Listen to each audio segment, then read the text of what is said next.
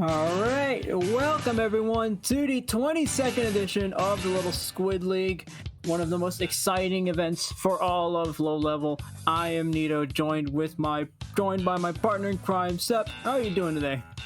Hi, my name is Skepadillions, and this is my first time commentating Little Squid League. I am doing quite well. I'm excited to watch both of these teams duke it out, Everglade versus Pingers. Everglade, a team that I first saw a couple of months ago playing their first low ink.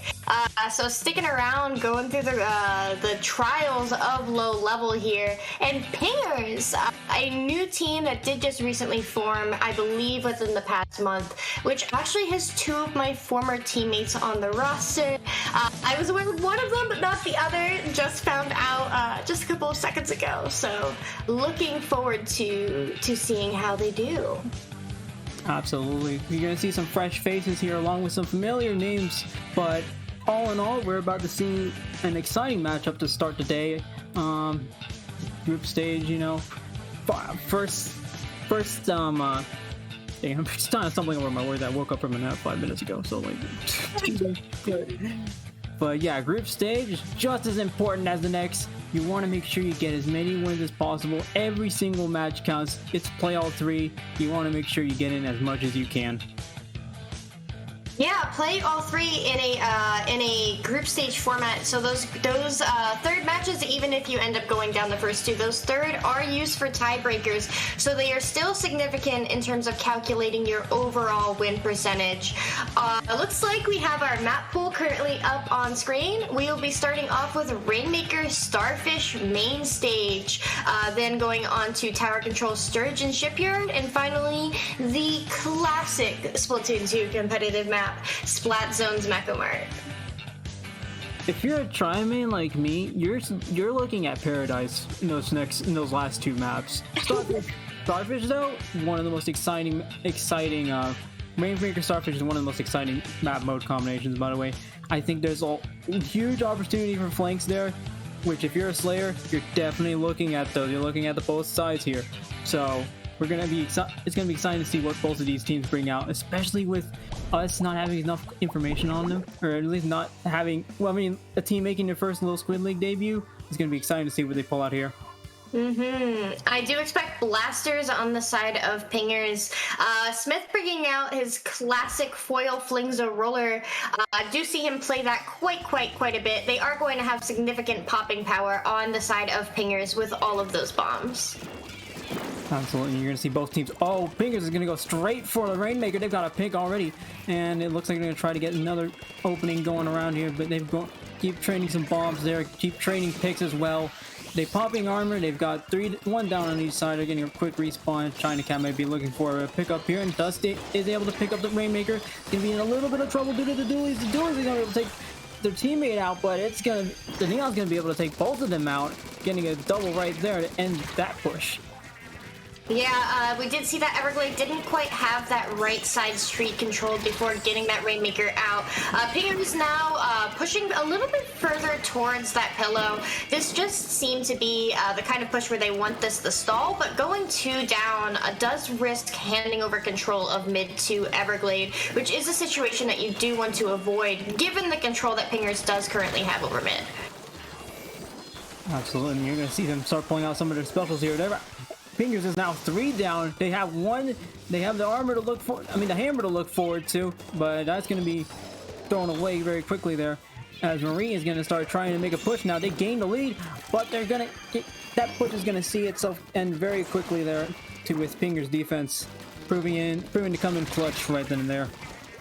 That right street is very dangerous to push into. You have to have a vast majority of enemies down, particularly on that top right side, because it's just so prone to being dropped on, and that is something that Pingers is definitely aware of. It does look like they're beginning their counter push, though, getting 3 down on the side of Everglade, so now is the time to hold forward.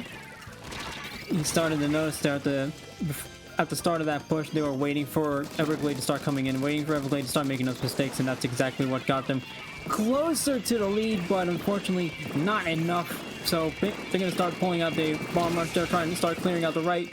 One does go down, two go down, three go down. Everglade is in a bit of trouble here. Pingers is gonna get the lead. The lead has gone back and forth so far. 13 points remaining. If you're a Pingers fan, that's exactly where you want them to be. Okay, getting up above that steps is huge, given how pushes are prone to stall out in that pit and in that right tree area because of how defensible that is for the defending team. You have all of those different areas overlooking your pit, and that makes it easy. A bomb or two, a shot here or there. So that is an excellent push from Pingers, and it is now Everglade who has to worry about how they are going to break in. Mike Kirby is going to start trying to pose some kind of a threat here. The Sploosh is going to try to start making some moves here on towards the Junior. Does get picked off there. Now 2 down on Everglade. Everglade's going to try to make a push regardless. Now they've gone wiped.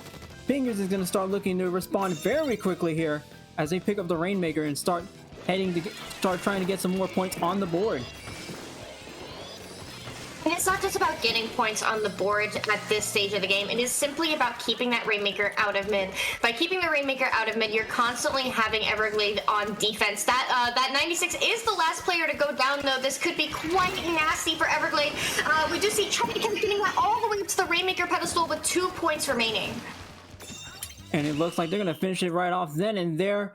Pingers with strong pushes back and forth, with pushes going back and forth at the start, but Pingers is able to get the last laugh here as they are able to seal off the win with a KO to cap off game 1.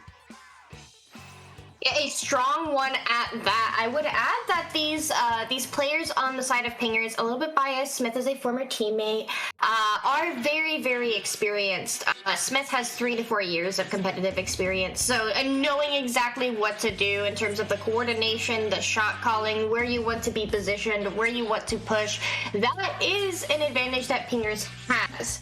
Everglade, they're new to the competitive scene, relatively speaking, so there's still so much to learn. However, with that, I wouldn't say inexperience, but with that fresh perspective, there's a lot of innovation that can come out of Everglade in terms of experimentation, niche weapon picks. So definitely something I do want to see out of them is what they believe and what they've been practicing that makes them distinct from other teams that may have more experience. Absolutely. Now, one thing I want to see heading into game 2 here is their adaptability. As we noticed from the last match, Pingers had a lot of posed a lot of threat on the sub weapon category. Lots of bombs coming out, especially from the K Pro and the Junior. And well, if you're a Junior, that's still one of the main things you want to be doing. But they pose a huge threat there. They were able to almost stall Everglade in their tracks. So heading into Sturgeon Shipyard, we could very well be seeing a change of pace here. And what I expect to see out of the side of Pingers, the Sploosh player Star, I wouldn't be surprised to see a try out of them. Maybe not something that they currently play, but just taking a guess based off of people who typically play Sploosh on Rainmaker, also tend to be good at those other short-range Slayer weapons. And try is very, very favorable on Sturgeon Shipyard, as you mentioned earlier. Also, the Kenza Rapid Blaster out of Smith, if he is going to be sitting in the next round. I do know from experience that he likes to play Kenza Rapid on Sturgeon TC, so we may end up seeing that. And speaking of weapons, we're going to go ahead and see what each team's going to pull out. Pingers on the green and Everglade in the purple, and we are starting to see a Tri-Slosher come out. That's what I love to see. But yeah, if Pingers is going to start pulling out a K-Slosh, Octo Shot, K-Pro, and a Junior, while the Everglade pulls out a C-Jet, K-Gal, Tri-Nouveau, my favorite by the way, and Nautilus. Yeah, the Nautilus on the side of Neon. I do love Nautilus. I do think it's so good on this map, but in particular just because of how dominant and strong Inkjet can be. But as we say that, oh, these very, very clean picks from the Knot there, getting a pick on Ivy. Star doing a wonderful job with that Inkjet there as Pingers gets this match going. Pushing into the first checkpoint there. Star is going to start looking possibly at a second Inkjet here as they try to charge it up. And one try is trying to sneaking some picks in. They do get one pick in, but now both teams are 2 down. They're at equal standing here. One's at the window trying to get another pick in. K-Gal's in a bit of trouble here from the K-Pro, and K-Pro is able to win that fight. And just a very aggressive position from that K-Pro getting all the way into the pit. We do see that Pingers has managed to clear that first checkpoint. They are at the second. In under a minute, those very dominant pushes of who clears the first checkpoint can be very game-telling. So Everglade, they are positioned well here in order to be able to clear that first checkpoint. If they manage to get that paint down and get control of window, they do need some forward presence here. And Everglade now has 3 specials. One's going popped out. They have 3 specials yet again. They're going to pop out the rain as well. Booyah's able to take care of one of the players from Fingers. They might be looking at a little sneak in here, but Star is quickly taken care of by the try. They're going to start sneaking into that second checkpoint now, as they're inching ever so closer to the lead. They're getting those picks that they need. Everglade's got the lead now. They're going to start isolating the K-Slush. You're going to try to get that Octa shot down, but that's not going to be enough. There's one player getting some points on the board, but it's not going to be enough either as they get wiped, but Everglade getting a convincing lead as of now. And now we are in a situation where Everglades does have that lead, but fortunately for Pingers, they did not clear that second checkpoint. Now we need to see Pingers get in a position where they need to get just as far, because when things are at checkpoint for checkpoint, particularly with Surgeon, these are still even games. So Everglade, they can take the time to play it slow, play defense, allow Pingers to push into them, because Pingers is the one that needs to get control of pit, window, and take lead here. And speaking of letting them push into him, they are quick. They're able to take care of Star on the...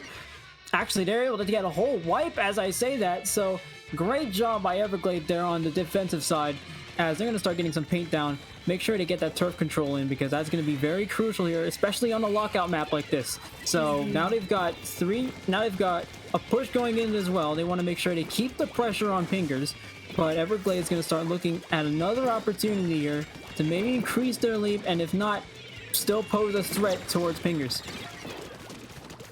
Yes, they've successfully used up all of that time that Pingers does need to be able to push. And by continuing to move the tower forward, they are continually bleeding out that clock. That is what you need to be doing, given how large and long that this map is. It takes so much time for tower to get to mid to where that second checkpoint is, and just back and forth. So the longer that Everglade can stall out here, the more favorable this outcome is for them.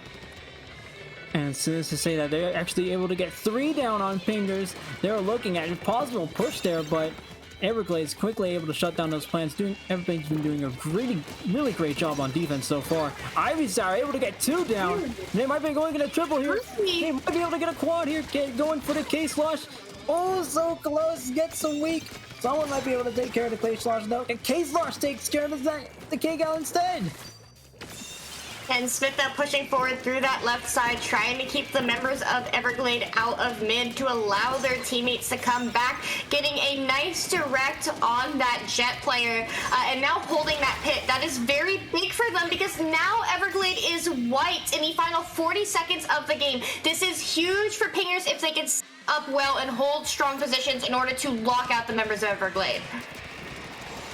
Absolutely, Pingers might be looking at a convincing push here. They actually go 1 down though. One's going to slug up the window. Marie is able to take very quick care of that, but there's one person right under the window. Might be able to sneak into pick here as well. It's just a K-Pro. They weren't able to get into the lead. They weren't able to get into the lead quite enough. Too little, too late. Everglade might be looking at a win here. With 4 seconds left on the clock, everyone's trying to jump in, try to get something going, but Everglade's going to take game 2. Excellent defense there, particularly from Marie in holding that window. That window is exactly what Pingers needed to get control of in order to be able to get to that second checkpoint and hold that second checkpoint, especially with their comp. That K-Machine can do so much damage on top of that window area. Very nice reflexes from Marie there in terms of once the machine was up on that window, throwing a burst bomb at their feet to secure that pick, and playing that top left side as the tower went underneath window. Just really good defense from them there. They knew exactly where they wanted to be. Exactly. They must have heard your advice, because they saw Pingers coming in and they said, we want to take advantage of their of their aggression. We want to take advantage of that. We want to make sure we get the upper hand at the end. And heading into this next match, Game 3 on Mako Mart, you saw just how good that try did with the KA. And we're looking at another try map here, so I don't think I'm going to see any changes from there, because try is excellent on Mako Mart. The Tri-Slusher on the side of Everglades, that was in the hands of Ivy. And then also on the side of Pingers, we do have, once again, a very dominant K-Machine map. I was under the impression they would be going for that Kenza Rapid, but now that we're talking about Mako Mart, and given the pressure that Smith was able to bring onto the field, I wouldn't be surprised to see that K-Machine come back and hold similar position that they were able to on Sturgeon. One thing I wouldn't be surprised to see here is potentially a Booyah. See, I think Booyah on zones is, as the cool kids say, quite funny. And especially on a map like Mako, when you have a lot of high spots here, you're already looking at both stacks, you're looking at potentially snipe. This is a very good spot here for Booyah, if I do say so myself. It is, having that Booyah Bomb to not only break into the zone, but to neutralize any potential bomb rushes. That can be just as useful as having that Booyah to dislocate opponents. Not seeing any bomb rushes on either side, but seeing two Booyahs with the K-Pro and the Aerospray. Oh my goodness, the Aerospray, efficient in painting, efficient in Booyahs, and that's exactly what you need when you're playing a zones game, but Fingers is going to be the one that's efficient in getting the zone first. Ivy Style's going to start looking for a few picks. Gets two right on the boat, right on the money there, as they're going to try to get another one in. Armor's going to help cover that bomb hit, but it looks like Everglade's going to start getting straight to work as they take care of the zone. Yeah, and we do see Pingers having all four members up and putting pressure onto that zone. They do have two specials, and they are going to use those Hammer and the Booyah coming straight onto the zone. Hammer getting a pick on Neon, the Clapple player there, as Pingers does get control of the zone. Ooh, Star there unlucky in that 1v1 there. That could have been crucial for Pingers, but Everglade's going to start taking control of the zone right as soon as Pingers was looking at the lead there. But Pingers is able to get another pick on Everglade. Now they're down one. Now they're going to start fighting for zone. Armor's going to start to come out. We're going to start seeing a little bit more aggression coming out from Pingers. The Booyah's going to start coming out, and all the specials have come out to play as Pingers is going to start taking control of the zone and maybe start looking at a few more picks, but Everglade's right on their tail. Something I am concerned about is Everglade holding that right side so strongly. They had three members behind that stack, so it's very, very lucky for them that Booyah Bomb didn't manage to take out three of them. Doing a fantastic job at holding that zone, though, almost able to clear that penalty. It does look like the members of Pingers are having some trouble breaking in there and getting back control of their own stack. Yeah, it looks like Everglade so far has been a dominant force here. Three people now on the Aerospray isn't able to pop off the Booyah quite fast enough, and now there's only one player of Everglade remaining. Pingers is going to start taking control here as they start looking for a pick, possibly on that Dapples. The Dapples are now clapped, but it looks like the Aerospray is also in trouble. They might be looking at a third pick here. Should that Pro go down? Here comes fourth Pro with the bubbles on the ready, and they're able to pop that one out, and it doesn't look like it's going to be enough, but Everglade does take the zone. Getting Smith out of underneath that flat area was huge for Everglade, just because of how dominant that K-Machine can be in holding that. As I do say this, Pingers does get control of the zone, so now the question is how far forward can they get? Where can they hold to keep the members from Everglade out, so that way they're able to clear their own penalty? And here comes Ivy Star getting a few crucial picks in. Unfortunately goes down from the Booyah. So the Booyah is going to be taken out by Everglade. Now there's only one player remaining. Neon's all left on their own. And that's not going to be enough as Pingers is going to start cruising into the lead with 43 remaining. So here comes the Aerospray, going to try to get some paint down. Fortunately, a little bit too far there as they do get picked off. The bubbles are going to start to come out from Marie. Is it enough for them to get back into the zone, get back into contention? Unfortunately not, because the K-Pro is going to go down. I mean, the Forge Pro is going to go down as well. The splashdown comes out, and it looks like it's not going to be enough. Pingers is going to take game 3, and with that, they have won the entire set. The moment that Pingers won that was when they were able to get the paint forward into Plat and Freezer on those left and right sides. Just being able to hold those positions for as long as possible. And I would add very clutch hammer from Star, because that did force the members of Everglade to move around and shift their positions Pingers as Everglade was trying to break back in. Getting the pick on the Forge Plo in particular as they were popping those bubbles did prevent those bubbles from becoming a greater nuisance to Pingers, so nice play from Star there. Absolutely. You saw the map, you saw the KA count. I think we're looking at a dominant matchup there by Pingers. We did see it go back and forth a few times at the beginning, but Pingers was the one that came out on top. They saw the mistakes Everglade was making. They saw that Everglade was going in a little bit too far, kind of overextending there a little bit, and they took quick advantage of that, taking the zone all the way to the knockout point. Yeah, and a very, very clutch game from both of those teams. It did look like Everglade was situated very, very strongly in order to be able to hold that out. But once Pingers had paint control and were able to be where they needed to be, that is when everything shifted into their favor. So GG's to both of those teams. Pingers, I wish you luck on your competitive future together as a team. I know this is their first LSL and probably the first of many tournaments. And Everglade is always good to see teams sticking it out and improving so dramatically. So GG's to both sides. Exactly, that's like I like seeing. It's gonna be their first in an LSL, and you already know with this very optimistic look here, it's definitely not gonna be their last.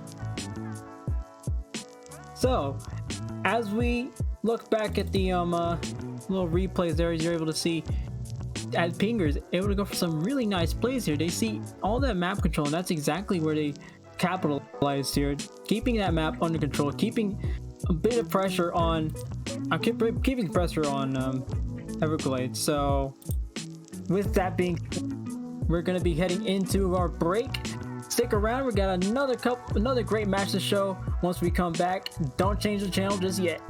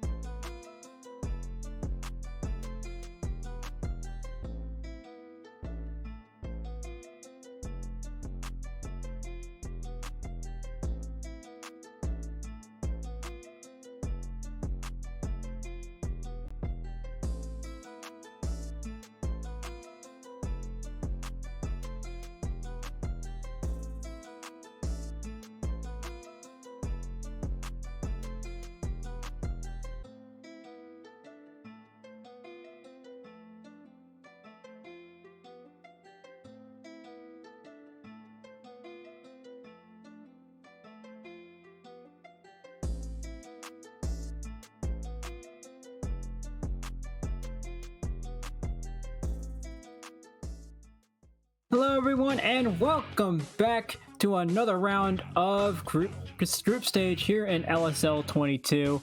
I'm Nito, joined by my partner Skip. How are you doing so far? I'm doing great. It's a fun first LSL. I've always been a huge fan of the production quality behind LSL, so shout out to yourself for being a great partner on mic so far. Keep it up, Nito. And also shout out to Jub, who's managing the stream behind the scenes. Yeah, we can't thank Job enough for what they've done for all the production stuff, so huge shout out to you. Great job. And we're going to start looking into game as the round 2 of groups. Base Bars versus Marine Melody. Lots of recognizable faces here, lots of recognizable names. Tell us more, Skip. Base Bars, formerly PAL of Purdue, so psychedelic air launchers. So competitors that have been around for the past couple of hot minutes, just going behind that rebrand.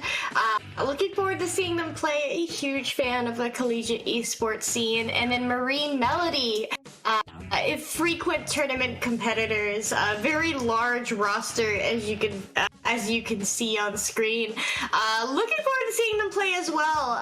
I've known them for quite some time, and they've just grown so much. So I'm excited. This is going to be a very spicy set.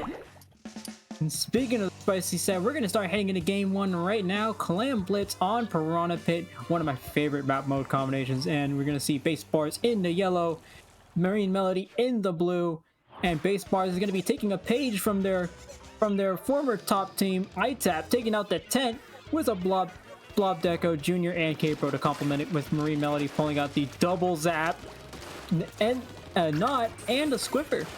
That is a comp of my dreams with the vanilla tent and the blob deco. Very excited to see that. But real quickly, we can see that Koreki, never mind. That is a early wipe on the side of Base Bars, giving Marine Melody a strong opening to push in here, getting one power climb in, but it doesn't look like they're going to be able to secure any more points. Oh yeah, you saw Jimby there really close to the basket, but unlucky there as they were stopped short. So that's going to give Base Bars a new super clam to work with, and they do have that thermal link, so they are able to see that Squiffer waltzing around there, but that Squiffer's quickly taken down. They have one power clam at the ready, but Base Bars is looking at a power clam of their own. They've got 2 specials ready as well. That armor is going to be coming out sometime soon, as that Junior is going to start charging it up. And so far, we're going to start looking at a neutral battle from here. Yeah, but Base Bar is doing a good job of holding onto their own half of the map. As I say that, 2 going down there. A very, very scrappy exchange here as Marine Melody tries to extend their control, but not really show for it. We're still talking a very, very even game, but Base Bar is holding 2 power clams. They do have to be careful with that because they are giving away their location, which does matter so much on Piranha Pit in particular.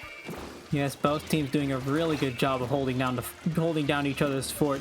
We're start looking at Jimby here, doing an excellent job. The Squiffer was able to get a few picks early that may have stopped Base Bars from getting a little look-see in, but here comes the tent. Starting to pull out. They started to pull out the Booyah. All the specials are going to start coming out to play, and they are able to get 1 power clam in, and they're able to sneak a few more clams in to complement. They sneaked a power clam in as well, but they're going to go 3 down as Marine Melody quickly puts an end to that push. But lose the battle, win the war. Base Bars is now in the lead. Yeah, but they do lose their blob on that retake, going into a 3v3 situation, make that a 3v2 situation in favor of Marine Melody, who does have control of the areas in which most clams spawn on this map.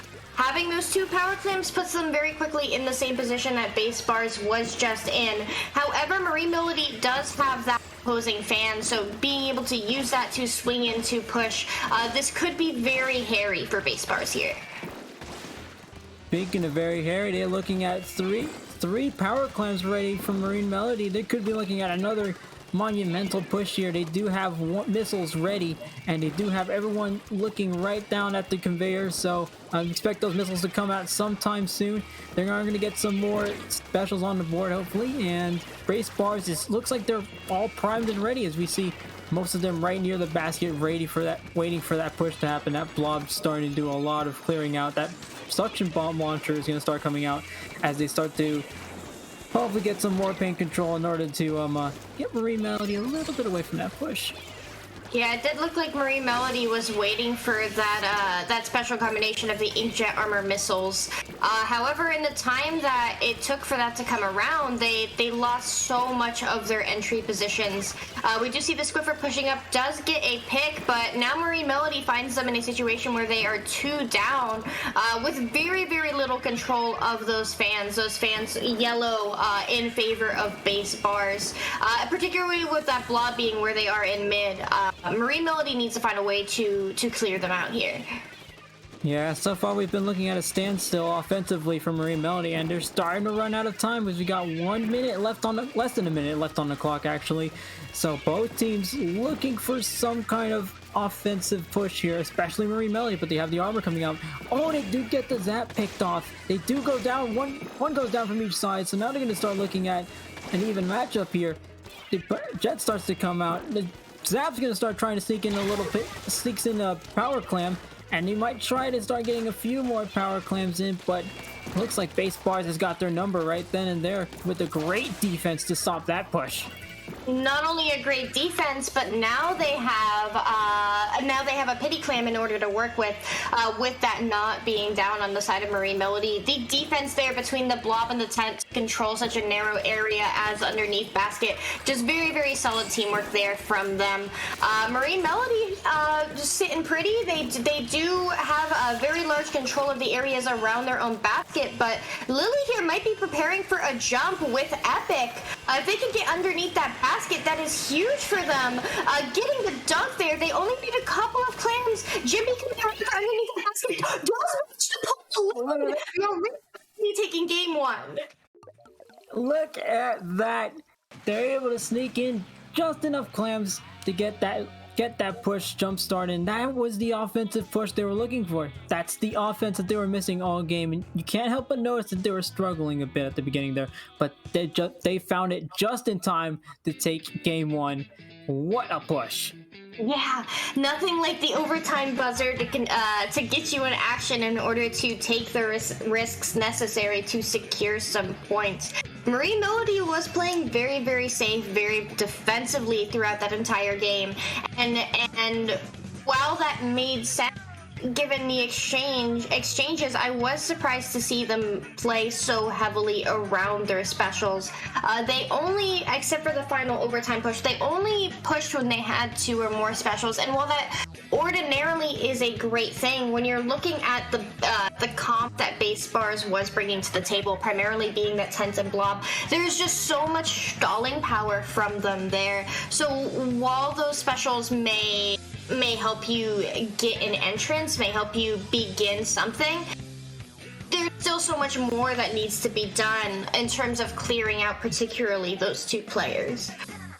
And speaking of stalling power, that might be what we're looking at when we head into game 2. TC on tower control on Inkblood. I'm expecting to see that bomb rush come out. That blob deco's depth might make a reappearance here because making sure you take care of that whole plat area. If you cover that in your own ink, at that point it just becomes a question of when are they going to drop? Because then once you take care of plat, all that matters now is making sure you stop whatever kind of sneak in they try to go for.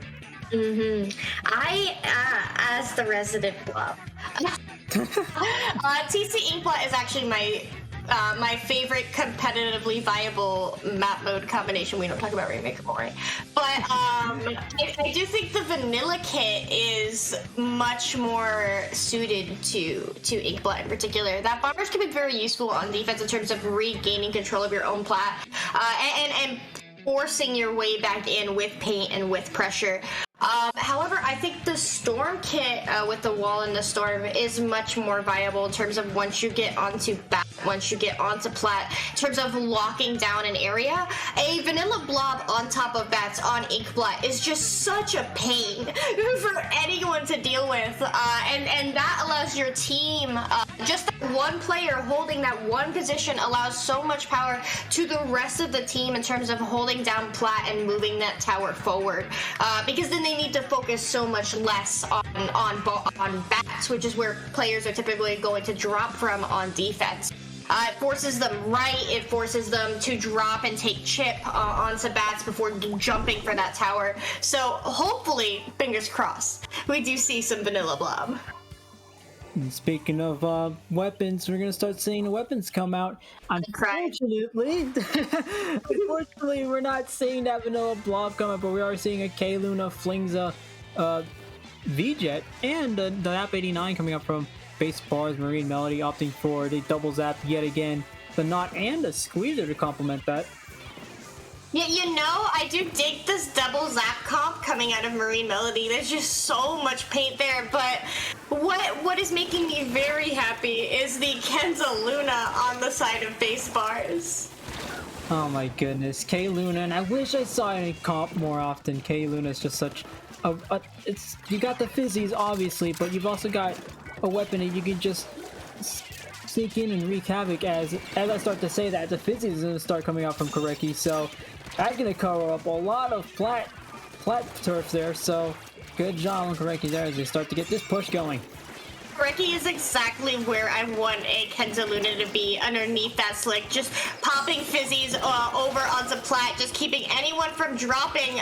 The Squeezer did drop, but I have no doubt that they have taken some serious amount of chip, and they are being looked at from everywhere under the sun, trying to drop, but doesn't make it out in time, giving Marine Melody control of mid here, and the power to push.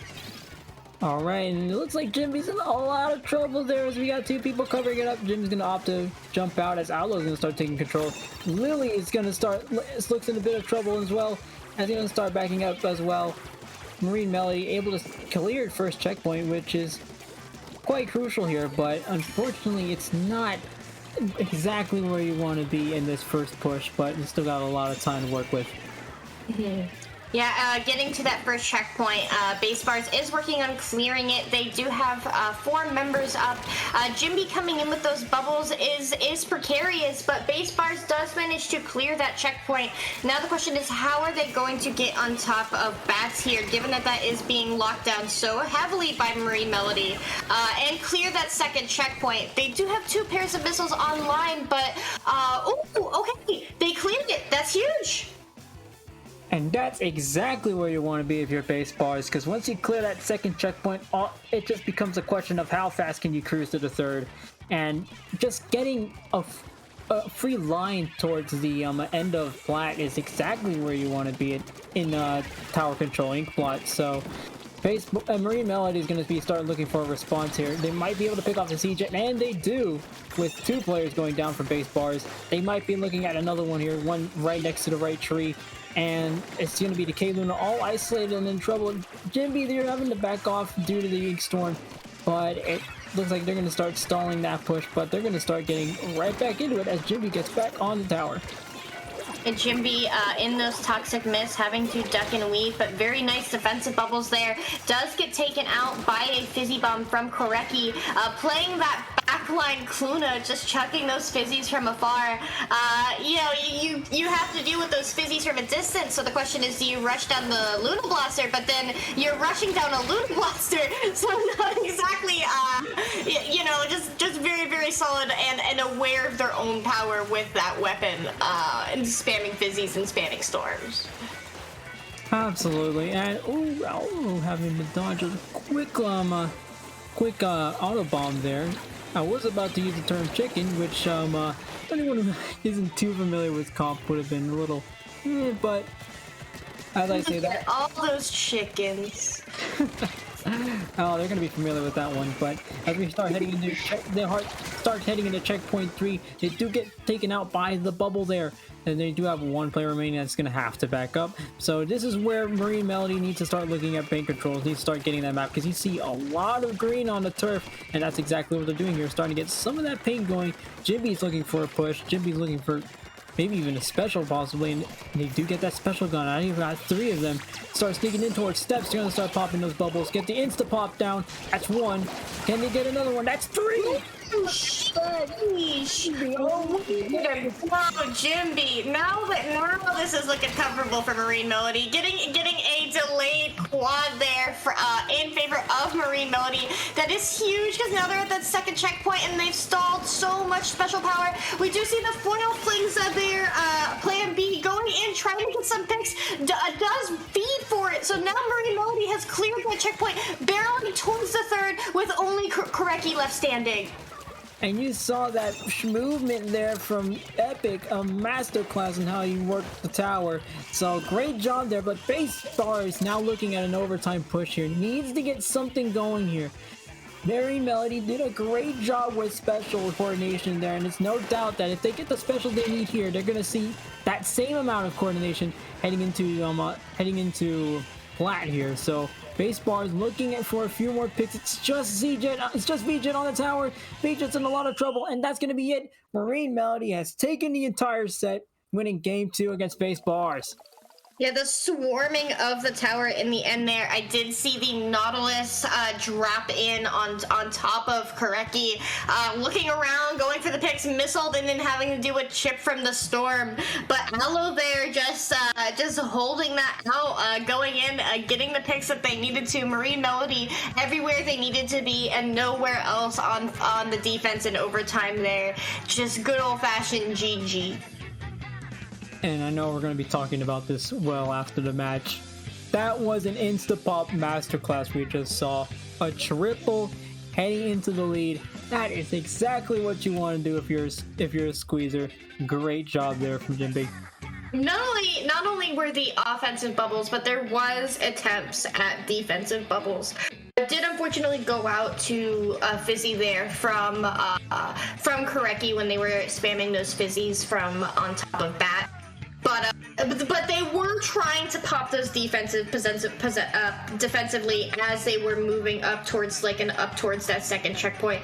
Those are such a nuanced special, and I thoroughly believe that they are only recently. They aren't done in terms of innovation. We think that Splatoon 2 is figured out. We think that it's settled. It is not. Bubbles have so much versatility in terms of for offense, for that Instapop, which is what we as a competitive scene have come to know them as. But they are also an extremely defensive special. So exploring that duality of that special, I do look forward to seeing more of that come out from that foil squeezer. Do you remember who was playing that? What their name was?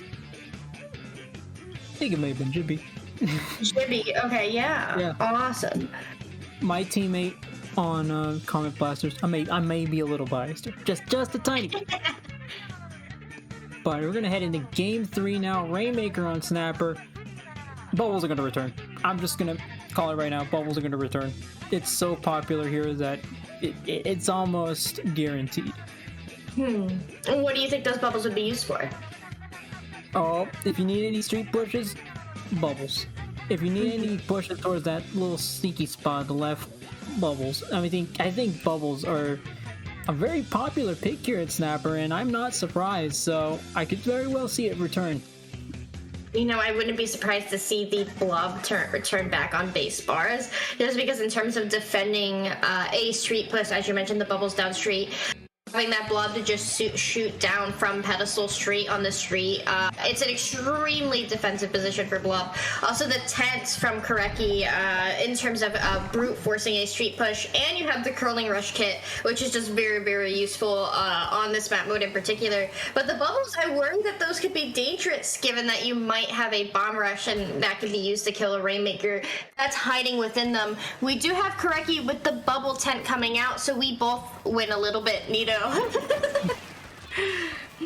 That is a try nouveau, and that's one of my favorite picks on Snapper. So, and we do see the Forge Pro coming out of Base Bars, which if you ask me, I'm again not biased at all. It's a squeezer, but better. But reject squeezer, return to Forge Pro. That's what I'm probably saying in chat. But anyway, so you're gonna see Marine Melody get 3 down now on Base Bars. They're gonna start looking at a very quick lead here as they start to push into it. There comes the bubbles. There comes Jimmy with the bubbles. They're gonna have up to 16 points remaining. Look at that! What an opening! Marine Melody making the best out of that early push. Only 4 minutes to go, and they've already got one heck of a lead. Marine Melody making a statement opening push and now having very good control of their own street, having control of those hills. Base Bars having 3 specials online in order to facilitate a push of their own. I would add 2 sets of bubbles. Will we see if 2 sets of bubbles will be better than 1? The Rainmaker isn't popped and it's sitting at pedestal. And they're probably looking... Well, I mean, it isn't popped, so I'm wondering what Base Bars has in store here. They might be looking at a reset, and they're actually probably going to reset it right now as they pop it and leave it there and see if they can get something worked out there. But as soon as I say that, one member of Base Bars does go down, actually 2 of them start going down. They're going to start... They might be looking into sneaking into that pedestal yet again, but the Rainmaker does get reset. You can see a lot of purple there on the side of Marine Melody, so they've definitely got the advantage here. They might be looking at another push here as Jimby's going to start charging up those bubbles. Oh my goodness, will we see another Insta-Pop Masterclass from soon? You know, I will say a lot of time wasted on behalf of Base Bars. Not resetting that Rainmaker. Did wear a minute of their own push time on the clock. And they're the ones who need to be worried about pushing here, given that there's just so much space to catch up for from Marine Melody. We do see that it's just very, very scrappy in mid. Neither team really having a significant advantage. I'm very curious as to how Base Bars is going to approach this. Yeah, looks like they're playing it. If I'm honest, they're playing a little bit stally. They're playing a little bit safe. And if you're Base Bars and you're currently looking at a 13 remaining lead, that might not be the approach you want to look for. But exactly as soon as I say that, they do go for a push there. They did not see Aloe sneaking in from behind, which if you're a try, that's exactly what you want to be doing. Sneaking in from behind, making sure you get the off angle on your opponents. And as I'm saying that, Aloe's going to start driving up towards street. This tent is going to start sneaking in. Actually, that's not the tent, that's the Forge Bro. Forge Bro making quick use of that tent to get the stop, put the stop on that push there. And a good counter push there from Marine Melody in terms of once that push had come to a close and Aloe had gotten that pick, bringing that Rainmaker right back around town. Base Bars here going for a solid defensive push here, knowing that left side is the patient side, which is what their comp is built around. It is slow, it is measured. So once they get on top of that window, this could be very, very good for Base Bars. Missiles are ready. They've got 3 people driving up the middle. Oh, Cole is going to be left out in the cold as they do have to try to make something happen all on their own, but that's not going to be enough. Koreki all on their own as well. Koreki's going to start using the tent there, but it's not going to be enough for that 3v1 there. So Marine Melody is looking yet again at trying to play this defensively. They know they can afford to play it safe here. They know they can afford to let Base Bars make some kind of mistake in order to take advantage. But above all else, all they need to do is play defense. All they need to do is make sure they're not the ones finding themselves at a disadvantage. Especially with only 30 seconds remaining, we do see that the members of Base Bars are trying to make that street push happen. It is a 2v2 situation, but effectively 2 versus 1.5, given that Plan B is in control of the Rainmaker. Aloe is quite a threat. This could be a situation where they just drop on the head of the fish. It does look like the members of Base Bars do know that they are there. Getting a pick on that Slosher is huge. They need to play this safe, given that they are going to be forced into an overtime situation. Yeah, they are getting a little bit too risky there, but the auto bomb is able to clutch it up for Marine Melody. They do get the pick on it right as soon as, just as we're about to get an overtime. Marine Melody is going to close this out with a 3-0 win. Yeah, a clean 30, as it is said. I will say, whoever is doing the picking on these matches is doing a very great job, because this was a very, very even game. Marine Melody coming back around in that Clam Blitz Piranha game in overtime, securing that victory by 1 clam. So very, very, very dicey. And The ink block game was just positively back and forth as well. So very, very exciting matches, very even. GG's to both sides, and good luck to Marine Melody moving forward. It looks like they are set for gold bracket. Is that correct, Nito? Yes, I believe so. We're looking currently at 2-1 right now. 2-1 right now. I think if they stay at the top of their group, which actually, yeah, they were looking at 2-0 right now. Actually, my bad. I completely got the ball there, but they could be looking at gold bracket there. Just take that win against Splatalot, but we're gonna be seeing what happens then. So we're gonna start heading into a break now. We're gonna come back with another exciting matchup for y'all. Get excited, but don't change the channel. We'll be right back.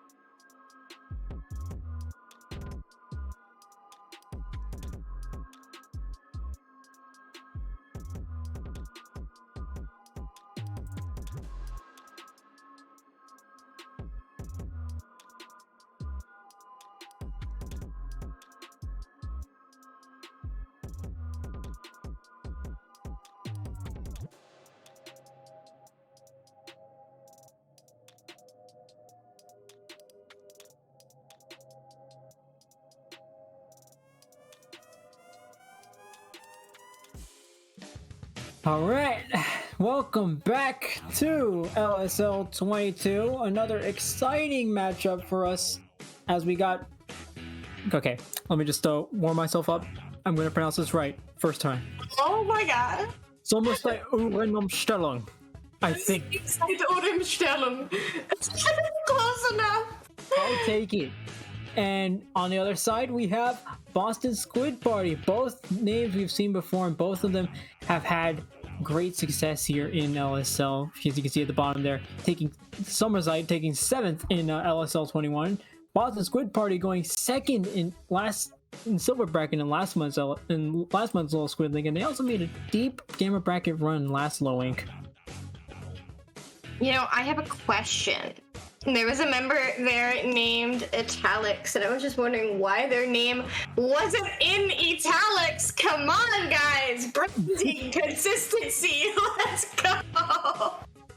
Oh my goodness. We need. It's true. We do need some consistency here. Come on, italics. I can show you how to do it. It's like a quick little Google Doc.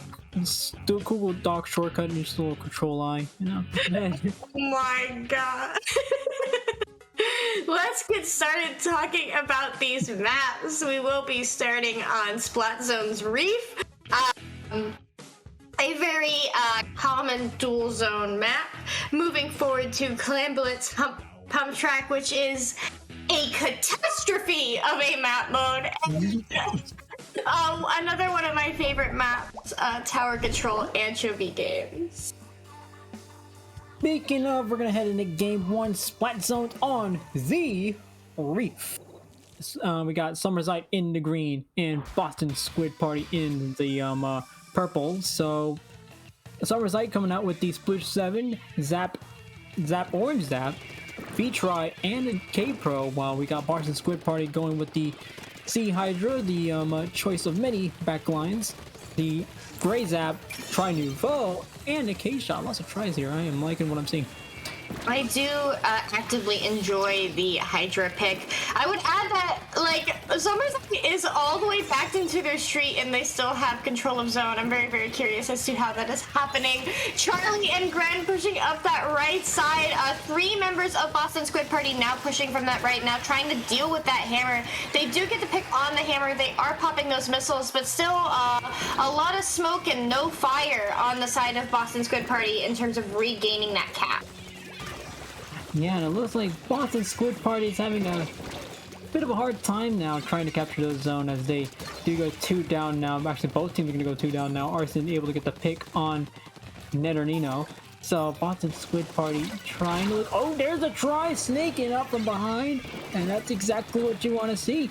Charlie's going to start trying to get control of that zone, but Boston Squid Party is not going to make it easy. The Hydra looking down both of those zones. Try's gonna start coming out, and both of them come out for a pick there. As Boston Squid Party still struggling a little bit to get that zone, but they may not be struggling anymore as they start getting into the positions they need. Want to see them not only holding these aggressive positions, but pushing up with them and getting paint behind them. Because the members of Boston Squid Party, they were up in there. They were in the positions that they would need to be if they were currently holding the zone, only without holding the zone. Those missiles coming out is going to be good on defense here, getting 2 down. They just need to keep paint down, and this could be very, very good for Boston Squid Party.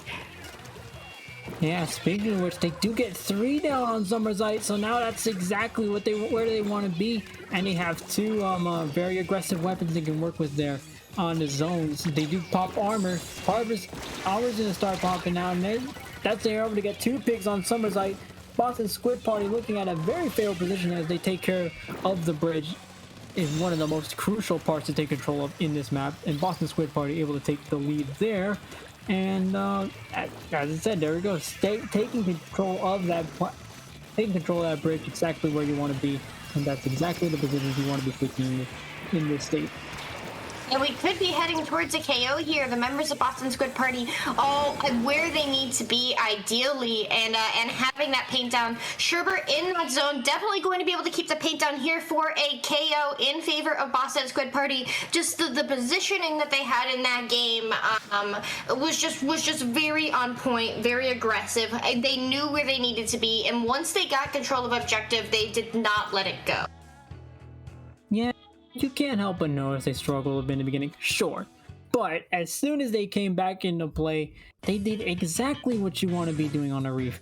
Take control of that bridge. That Hydra just sits on bridge, and immediately that spells a lot of trouble for Sommerzeit. And for all of them taking aggressive positions, making sure they're watching all of those drops, making sure they're watching for a single mistake Sommerzeit makes. So that is a well done job there by Boston Squid Party. A fantastic job. I'm glad that once they got the paint down that they needed to, they were able to hold that. I was a little nervous for the homies in the teacup. Oh my goodness. So we're gonna head into game 2 now. Clam Blitz on Humpback, and well, Humpback is a very interesting map for me, and I say that because You're a trimate. yes. So definitely seeing that try main playing try again. So definitely something to see there. Clam Blitz, Rain, Booyah. I love those. I just love it here. The Booyah just because of how many humps there are on Humpback. But you know. Yeah, something that I think that a vast majority of low-level struggles with on Hump Track is how quickly you can find yourself in a disadvantaged state. You can go from being pushing underneath their basket to scoring points to having lead and then only going 2 down, and then the opponent is under your spawn. So playing life is just that much more important on Clam Blitz Humpback Pump Track, particularly with how the clams spawn. You've got the one set on bunker, you got the one set on the right side, then the one in left street, one in cubby, 2 in each rat, one on the left, one on the right, and then that's it. Those are your clam spawns. So having a good understanding of managing your clam economy, having control of objective, always picking up clams when you see them is just that much more important on Humpback Pump Track. So this is a more nuanced and complicated map mode than most people give it credit for. Absolutely, and one thing I hope both teams are looking out for, because both teams played aggressive weapons, so we saw a sploosh come out, and we might see it come out again just because of how much of a problem a flank from the right can cause. So we're gonna see Sommerzeit in the green and Boston Squid Party in the orange. Sommerzeit opting for the Zap, K-Pro, K-Shot, and a try, and Boston Squid Party going for the V-Jet, not K-Gal, and a Junior. I love Junior. I love Junior on Humpback. It's just so fun in terms of just like a try taking advantage of the map geometry with the fact that it is a spray shooter. You're going to get a larger hitbox than you would typically do on other map modes just because of all those curves. And same thing with the splat bombs. They see him rolling. They hate him. Oh my goodness. Good old 2000s rap references. As we start to see Boston Squid Party get 1 down on Sommerzeit, actually 2 down now, as Neternito is able to get a nice trade there, as Gren is going to start looking for a pick as well. They do get that pick. Now both teams are 2-2 now, looking at an even matchup here, as the K-Shot's going to try to look for an opening here against that Knot.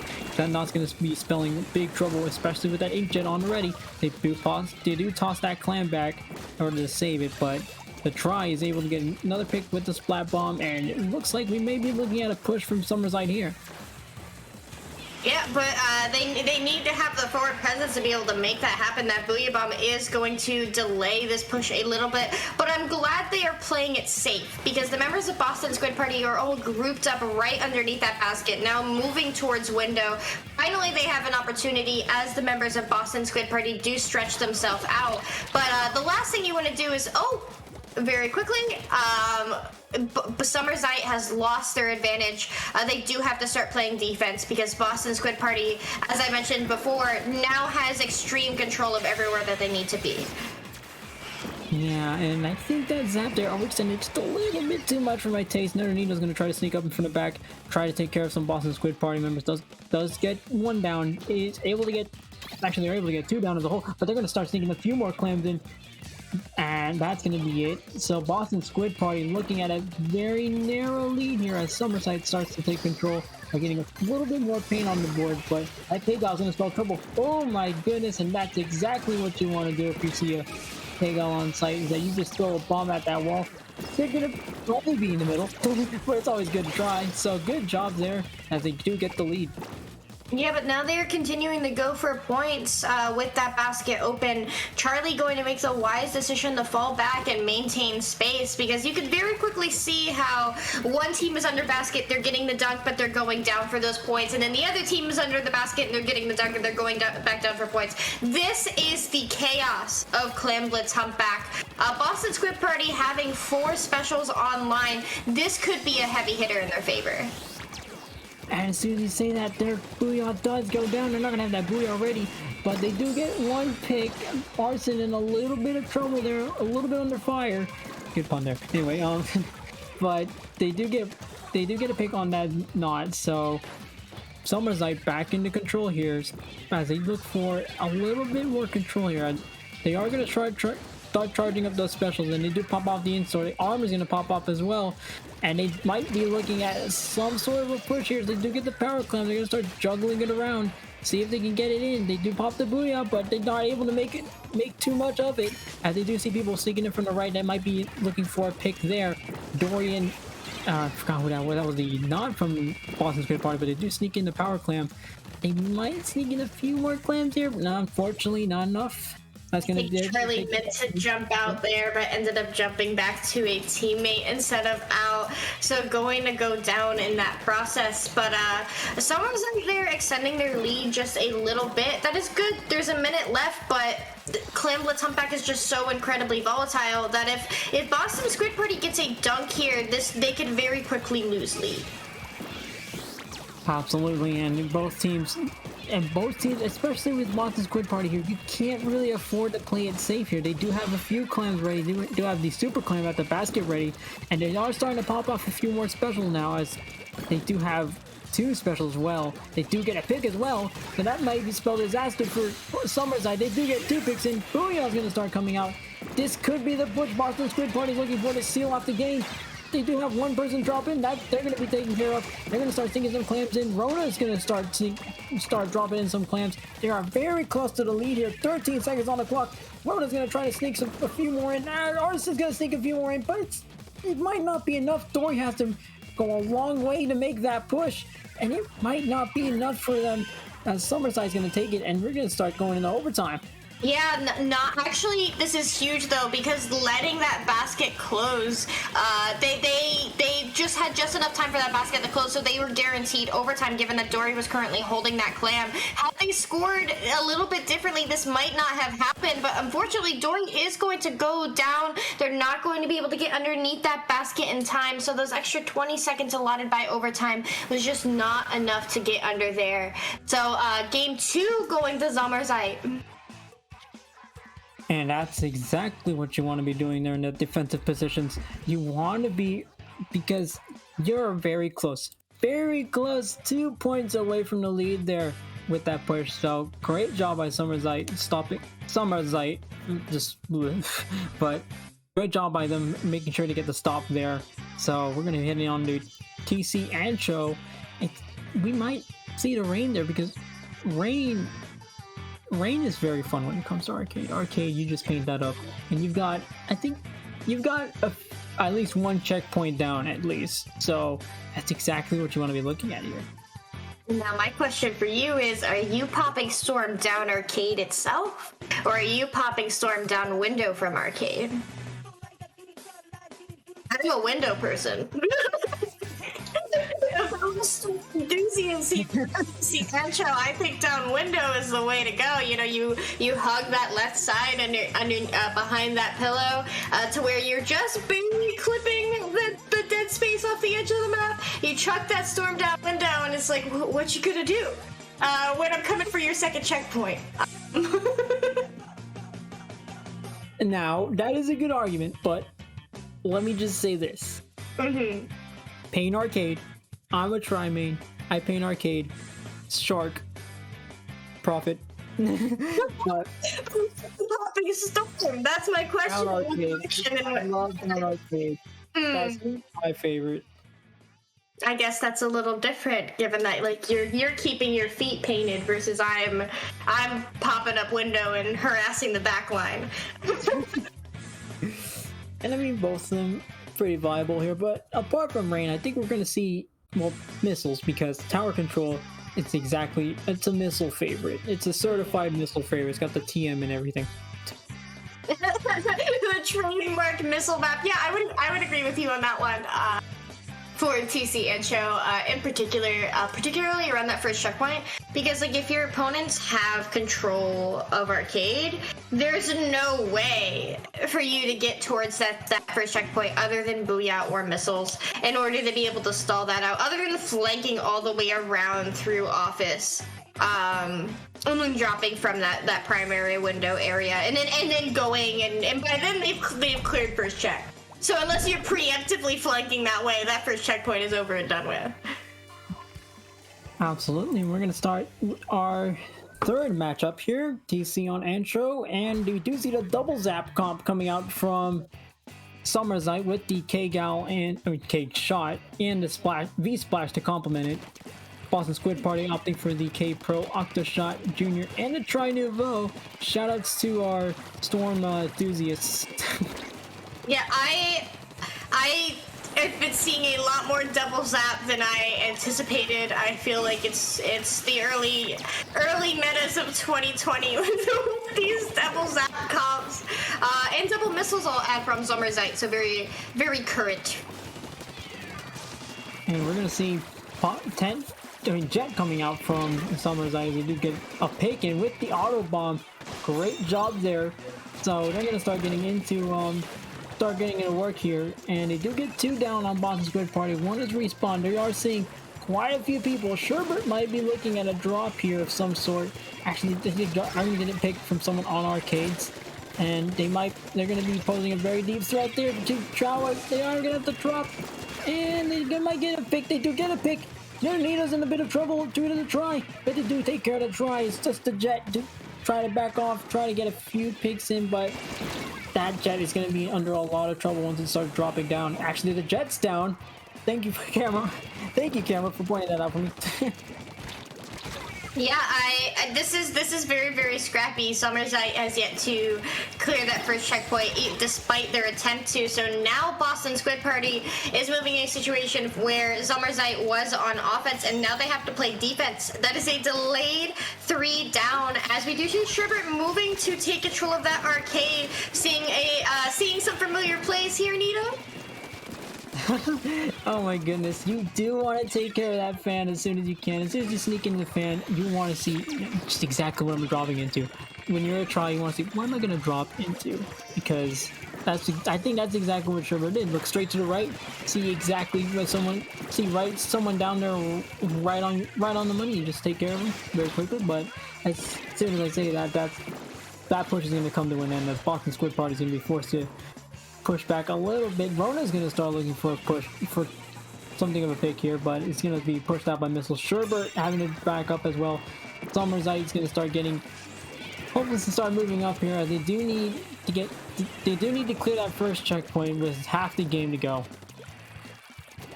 Yeah, but Boston Squid Party having cleared that first checkpoint now makes taking control of arcade in the future easier, because all they need to do is have someone sit pretty looking good on tower and then have everybody else pushing up towards that arcade. Sommerzeit trying to get those specials online. They do have that inkjet out and ready, but Boston Squid Party keeping the paint down. It doesn't look like there's much wiggle room for Sommerzeit.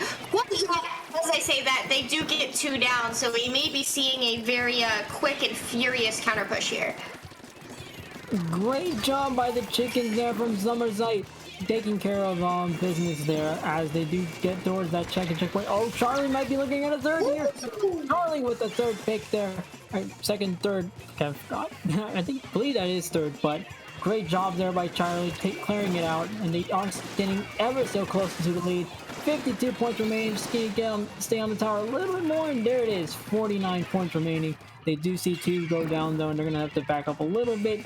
A narrow lead here, but for Sommerzeit, you're keeping the pressure on. It's exactly what you want to see. Both of these teams had a bye earlier in the group stage, so they are both currently sitting at 2-0. So this is for honor. Whoever wins this, whoever takes this set, gets to say that they won all their matches in that group set. So Boston Squid Party not going to go down without a fight. This victory is so close, but Charlie dropping on that try, not quite getting the pick. A teammate coming in to help Sherbert there as Boston Squid Party recoups that tower and begins trying to clear out Arcade.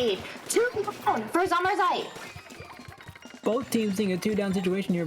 Very neutral as of now, but M30 is able to get the pick. They do get 2 of them down. Now Sommerzeit's in control. 30 seconds left, nearly 30 seconds left on the clock. They do have 2. Some Boston Squid Party has 2 people up as of now, but we're gonna see that change very soon. But Sommerzeit so far has the turf control. You see a lot of yellow on the map there. Boston Squid Party trying to change that, but the missile's gonna start to come out. That tries looking for a potential drop here, looking for a potential pick. And it was very close to getting one. It did keep shots in a bit of trouble. It does go down. So Boston Squid Party has a few picks to look forward to. They actually, the try goes down. So now 2 people down on Sommerzeit, and Sommerzeit able to take care of tower, able to take the entire game, winning game 3 against Boston Squid Party. Yeah, game 3 going in their favor, so they have won it the set. So congratulations to Sommerzeit for taking all of their sets, moving on to the gold bracket. Boston Squid Party is still not out of the count yet. They will be continuing in bracket. Without further ado, that's it for you and me, Nito. I was wonderful commentating with you. I believe this was our first time on mic together, right? There was a little event that we did earlier. It's called Low Tide City.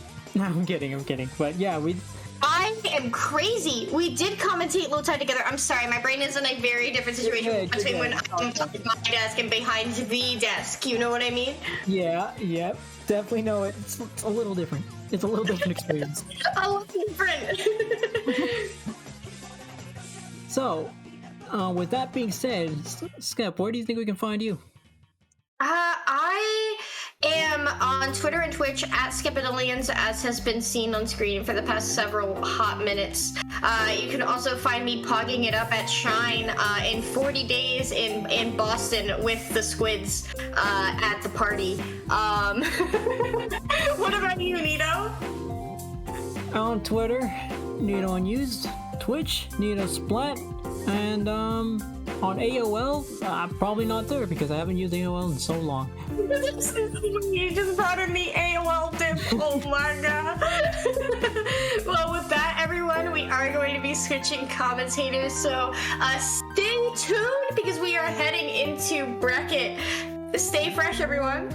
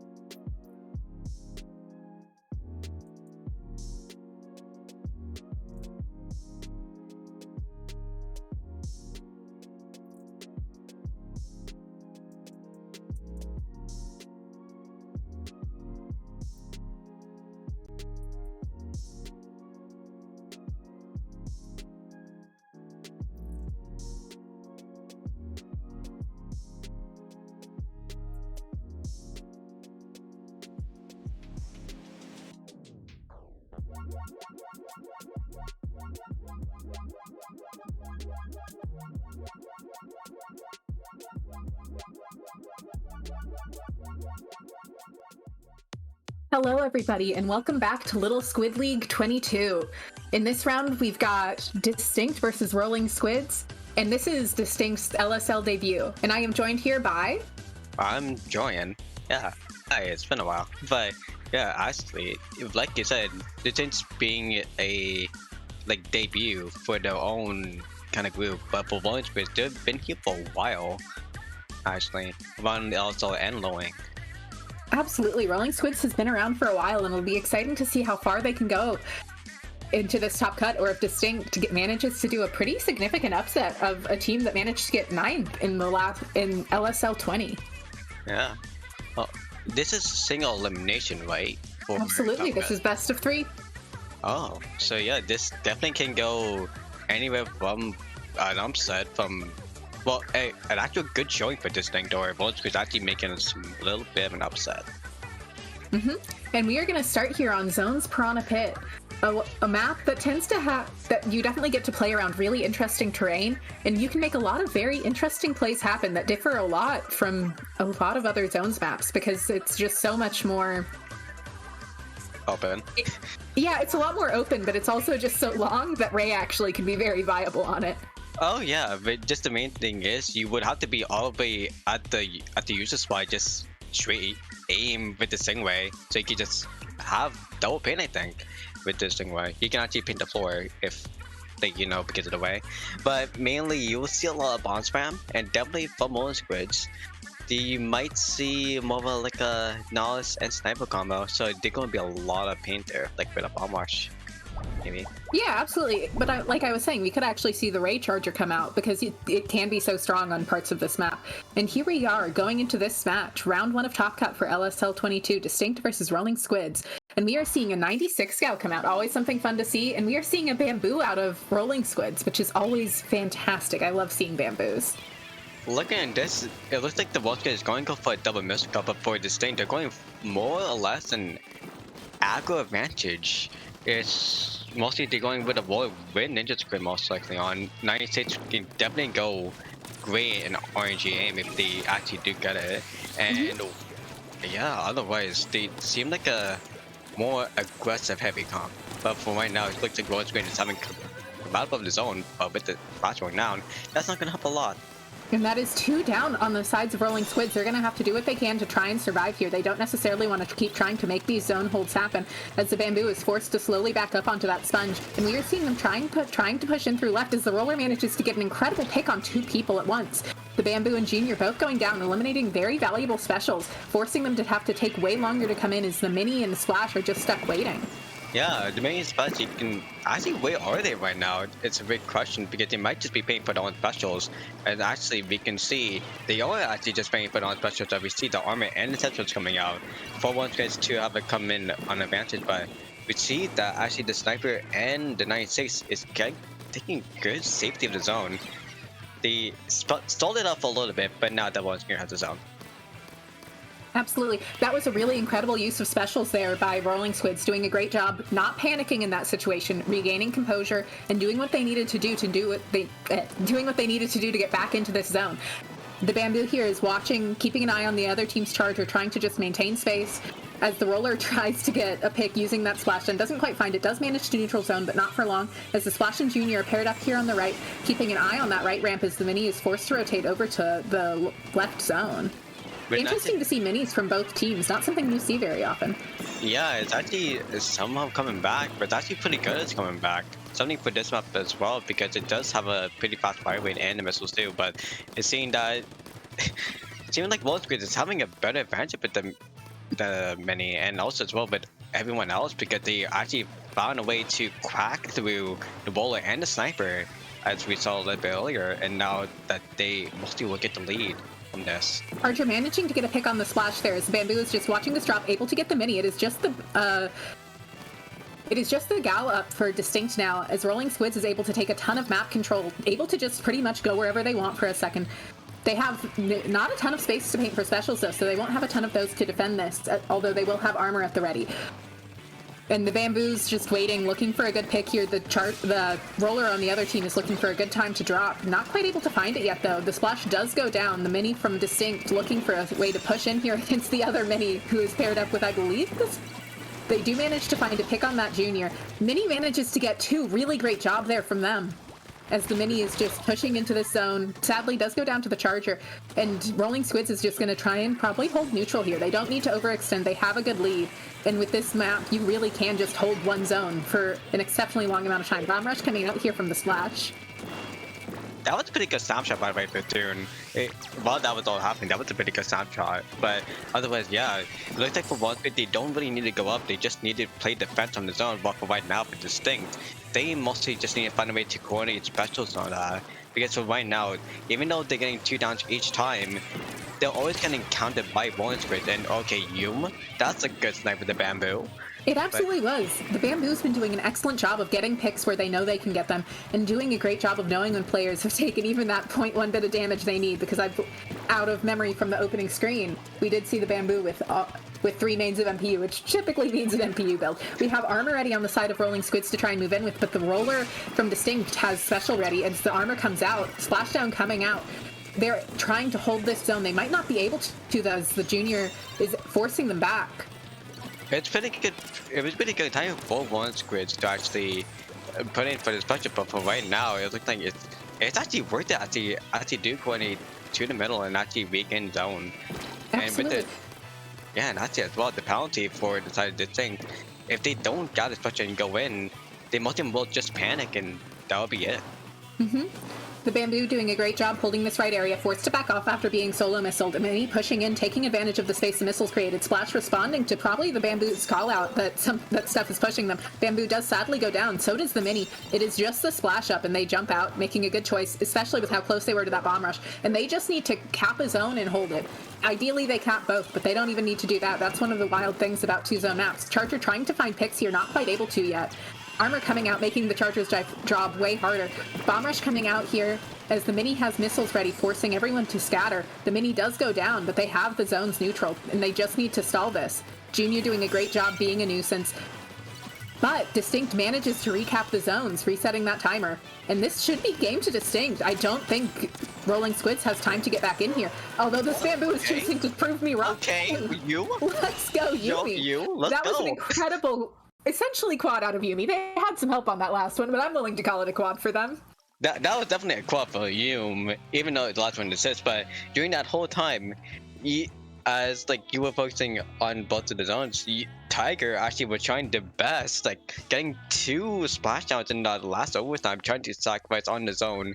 Like they're trying to paint as much as they can, but still, just in the end, just Yum getting a pop off. It really shows the great power that Bamboo has in that situation. Bamboo can be such a pivotal weapon in a comp like that, where, hey, they don't need to slay usually, but if they need to get picks, I think that people get overly invested in the specific roles weapons have. You can, any weapon in this game can accomplish anything if you're desperate enough. Oh yeah, definitely. And I think the sub as well with it was with the first one, right? No, that actually has curling ball, so not a very helpful sub for them. Huh. Well, yeah. Next up we are going on to Rainmaker Manta Maria, which is always an interesting map, sometimes over in 30 seconds. Not uncommon for it to be over in 30 seconds. It's either hidden one or it's going to be stalled in the middle for like 12 minutes. Yeah, basically.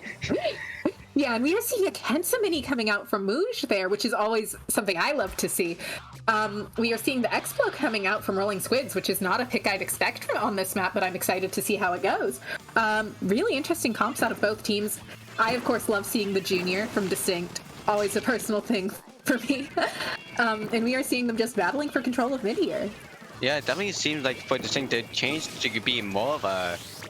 they're more of a balanced comp now, but still with no backline, like we see with Wolfskin having nice bow. They seem like they want to go like all in, and definitely sets Rainmaker. It does make sense. The Explo has gone down on the side of Rolling Squids, which is going to allow for more picks to come out here from DistInkt, and the Roller is able to move up into their bunker, which is such a strong place for them. Able to just control so much space. Although the Mini does go down using that hammer. Booyah Bomb coming out a little bit early, I'd argue, from Rolling Squids, but it is forcing the Rainmaker to back off, and they really can't move forward here. Also, with both with the hammer, they actually did get a good a good kill with the hammer on the far left, but really in that scenario they don't have any place to paint. As we see that they paint a little bit to go up, but then they surrendered a little bit to go back, which is really, they don't feel confident going that way. And yeah, and that is 2 down, and I believe the other 2 are on respawn there from Rolling Squid, so this should be good points for DistInkt as they're able to move up. They do go down to a bomb from that junior though. Good bomb out of Toasty as the junior has this armor ready. The other team has 1 down. It's a great time to pop this armor, although the roller does manage to kill them through it, which as a junior player always hurts a little bit when something kills you through your armor.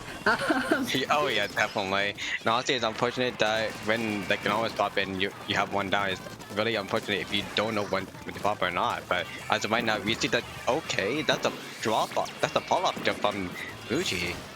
Absolutely. And we are seeing the Mini pushing up here, taking advantage of this hammer to A, create a distraction, and B, to get some great picks to try and keep this push going. Let's go, Moosh. As the Rainmaker gets popped again, they're probably just going to paint it forward. Hopefully somebody grabs it because they can get some good points here if they remember to grab it. There they go. They probably could have grabbed that a little sooner and had a bit of a stronger push, but that's okay. They're making it work now. Explo does manage to pick them off, but they still have 3 members in there. They can get a great pop out of this. Roller doing what they can to get this pop. They are probably going to go down. Yeah, they go down to that baller. And they still might be able to get this pop if the K-Shot gets lucky. Oh, they go down. But they've done a great job just stalling this area. Mini goes down to that pop. Boris going for picks here. Not quite able to find them as the Rainmaker resets. But Tiger is, well, no longer in their spawn, but was there for a good while. They did a great job stalling that. They made that 1 push take up like 3 minutes of the game, which gives Rolling Squid so little time to respond. Oh yeah, but Stone is getting the kill as well, so the reset doesn't happen for Rolling Squid's advantage, but it's actually kind of unfortunate for them that they got the reset. But again, it's more time for them to stall than for them to just have more of a stress to actually like keep it on their side. Honestly. Yeah, absolutely. We are seeing the Explo here just firing shots into mid, forcing people to back off, opening up a lot of movement space for their teammates, although they can't really capitalize on it yet. Roller does go down, which is going to allow Rolling Squids to be able to move in a lot more freely, although that hammer is at the ready. Armor is out on the side of Rolling Squids. The Explo manages to get a huge pick on that Mini. They grab, it looks like they're going to go for jump, which is a bold move, but they do have 2 down. The K-Shot drops into bunk. This should be a pretty free push for them to start with, at least. Oh, as they're managing to get good points. That was a great push from them. Not enough to get lead, but a really solid start. They only have a minute left, though, as the Mini is pushing in here to this Explo. Gonna probably be forced to back off because that's a hard matchup when the Explo has the high ground. Oh yeah, and that for them going for the G jump, it actually would have been like very worth, but they only make it up for them to make it to 20s. So if they really waited for a little bit, they could have made it all together. But it was more of a panic try as they saw at the time it might mostly would have been left or they were alone. Absolutely. And we are seeing the junior here keeping an eye on that jump, being ready to rotate to wherever their teammates need them. K-Shot moving up into bunk here, trying to drop on this Rainmaker. Does manage to get the trade, which is really great for DistInkt right now. That's all they really need. They don't need to go for high-risk plays. If they just have 1 player that can drop in on the Rainmaker and get the pick, that's all they need. Who do you think will sneak, though? Like, honestly, who do you think will sneak right now? Roller and K-Shot. Oh, yeah, true. But Explo doing a great job here holding space. Explo's doing a great job at being an Explo and just taking up tons of space control. But their comp is just having such a hard time breaking in. It's not a great comp for having to break into the enemy spawn on this map, especially with all of those mists coming out from the Kensa Mini, which always great to see. I think Mist in Rainmaker is greatly underrated, and we are seeing an opening push here, a big push here, hopefully, from Rolling Squids as they're trying to get in.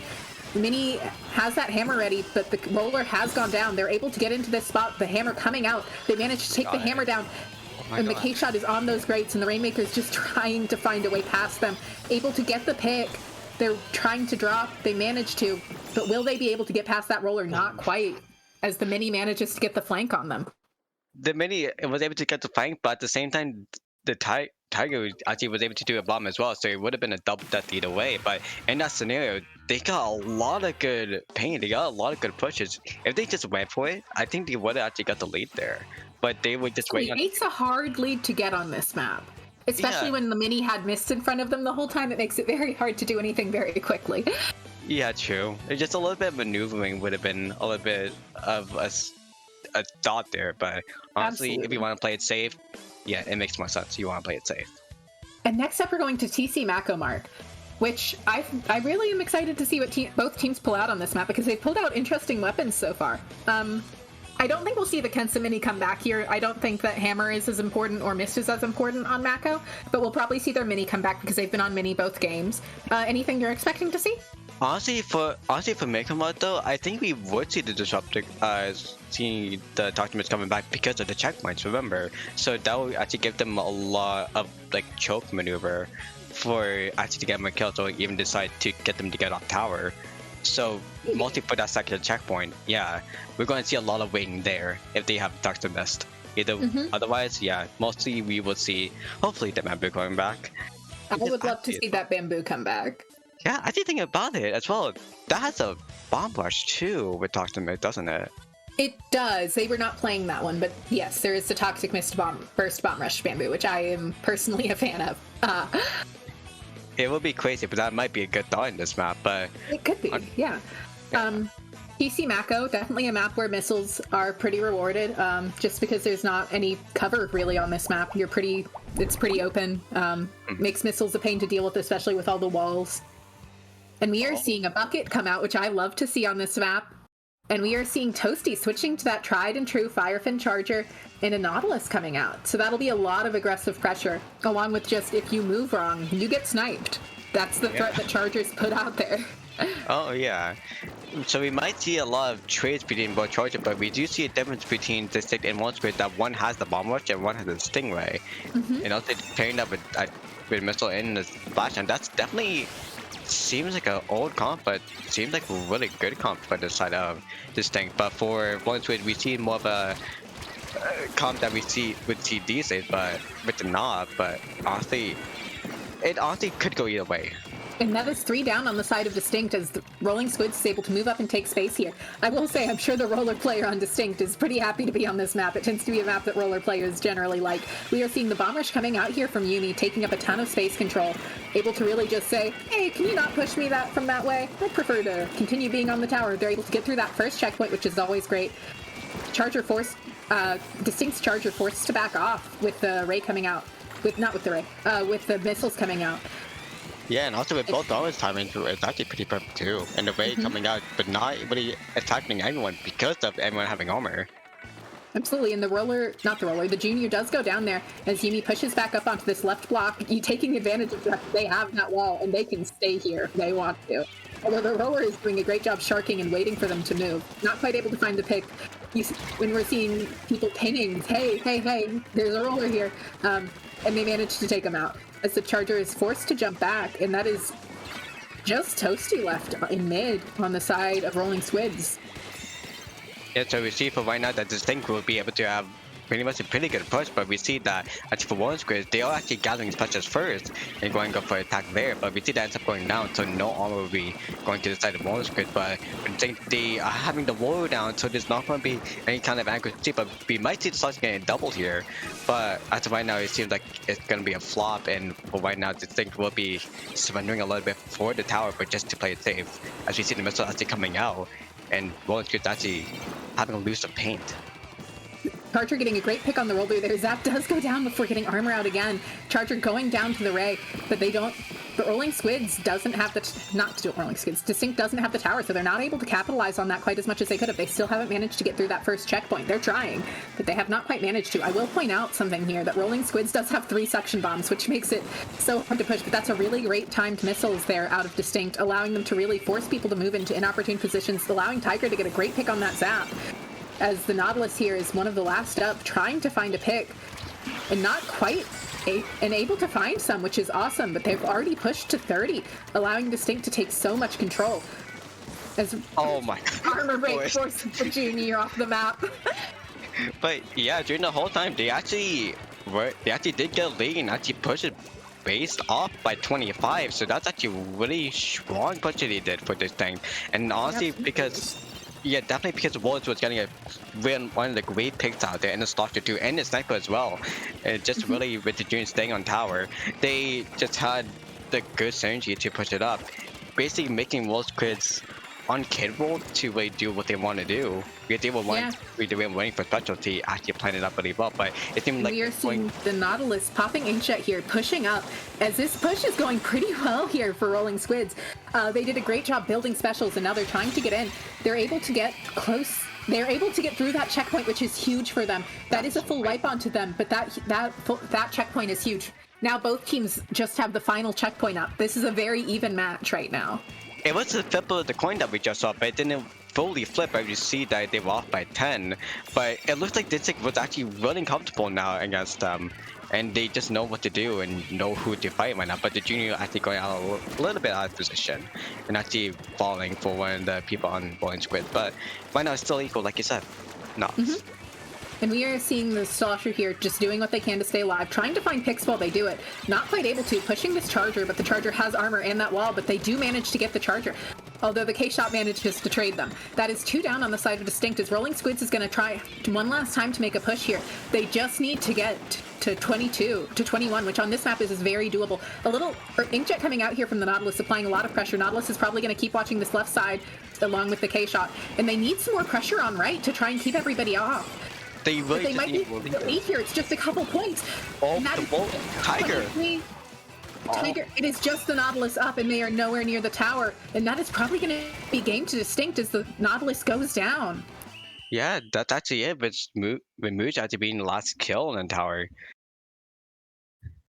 Really great game there from DistInkt and Rolling Squids, showing how sometimes you just need to make sacrifice plays, and that roller fully understood that while getting those 2 picks. They didn't need to worry about if they went down as long as they took somebody else down with them.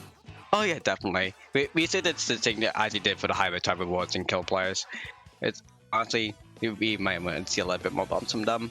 That definitely would have been a great bomb kill there, once or two. Absolutely. And that is the end of, and that is DistInkt moving on to the next round of Top Cut in LSL 22, and we will be back in a little bit.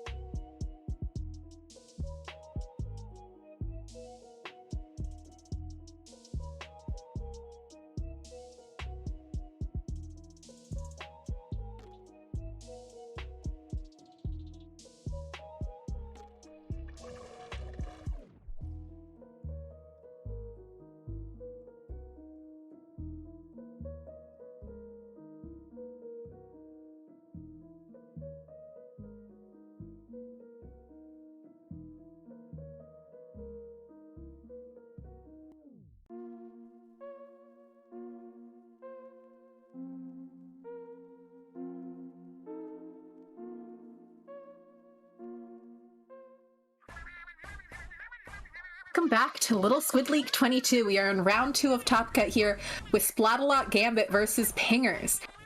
And we are seeing... Yeah, we are seeing 2 new teams for this time, but for Splatalot Gambit, it's a new Splatalot team, I guess, but I think they played long once. Interesting. That's always cool to see. So many Splatalot teams. I remember when it was just A and B. And we've also got a pickup, what I believe to be a pickup here, with a couple of players that I've seen around before. I know Smith Ann tends to play machines a lot. Very exciting to see all of these players out here, and I'm very excited to see what they'll do. Yeah. Let's see from the results in the past round for groups. Splatalot Gambit has 1-2-0, 2-1 in the group, and for Pingers they won 3-0 to the group, so this definitely will be a pretty close match. Awesome. And our first map here will be Clamblitz on Inkblot Art Academy, a map that tends to have... It's definitely a map that I've seen end up with just one team getting a singular power clam in and not deciding the game. Oh yeah, and definitely there is the clutch clam toy you can do up on the stairway, but honestly it might be better to go safe altogether, or maybe go from the left and maybe one sneak up to mid, but we'll see how it goes. Absolutely. It's definitely a map where you have to be smart with how you push. It's not just something, it's not a map you can just run in on. It's something you have to think through and make sure that you can make something actually happen rather than just panicking. Because admittedly, if you only get the one clam in, it doesn't end great for you. Yeah, definitely. Oh hey, look, a bracket. Yeah. And what will be interesting is there is the chance of 2 Splatalot teams facing up against each other in semifinals if Splatalot Gambit takes this game. Yeah. Takes this set. And also as well, it might be possible that we might see even a hook line and how like made up to grand finals, and I think it's a rematch as well. That would be very cool to see. There's definitely a lot of excitement to come in this LSL. A lot of actually notable low-level teams, which is always so cool to see. It's so awesome to see these fully formed teams instead of just a collection of pickups. It's always a joy. Well, sorry about like seeing new teams. There is Pingers though that is having a little bit of pickup. That'll be a little bit funny. I will say that a lot of these players are players that I have at least seen around before, which is always exciting. It's not... I will say seeing new players in LSL is always a great time. It's always super fun. But I'm always partial to seeing names I've seen a lot before. Me and Smith and actually used to play on Ink together back in... Oh, what was that? Like October through December of 2020? So like, a while ago. Yeah, but honestly, like in this kind of spot for also, like for Pingers, this might be just a training guide for them to see if they're actually good enough, so they can move on to maybe something like Super Jump next week. Or absolutely, I think everyone who can find people to play with should play in Super Jump. The only thing you're always going to get something out of playing people better than you. There's always something to learn from it. There's always something to figure out that you could change about your play style and improve. And so I'm a firm believer in just making sure that you take any opportunities you get. Like, I love LSL. I think LSL is obviously a fantastic, incredible tournament, but playing in other things along with it to try and grow a little bit faster never hurts. Yeah, and also trying your scrims too, or anything that's other than solo queue is actually upping a lot, and that's equal to yourself. Exactly. Solo queue has its purposes, but it's not for learning. Yeah. But yeah, Clamblitz Inkblot is a really interesting map that you can definitely play very defensively. It's an easy map to defend on, I would say. Hard to push on because of that. But the main thing as well is we're not seeing from the screenshot, there is no middle, so there's just flat line. It's just a flat map other than the 2 blocks that you can jump from, but that's what would be more for a sniper spot, or made for a sniper side, or a slings, anything with long range, really mid to long range. Yeah. So you might think a blaster would be cool too.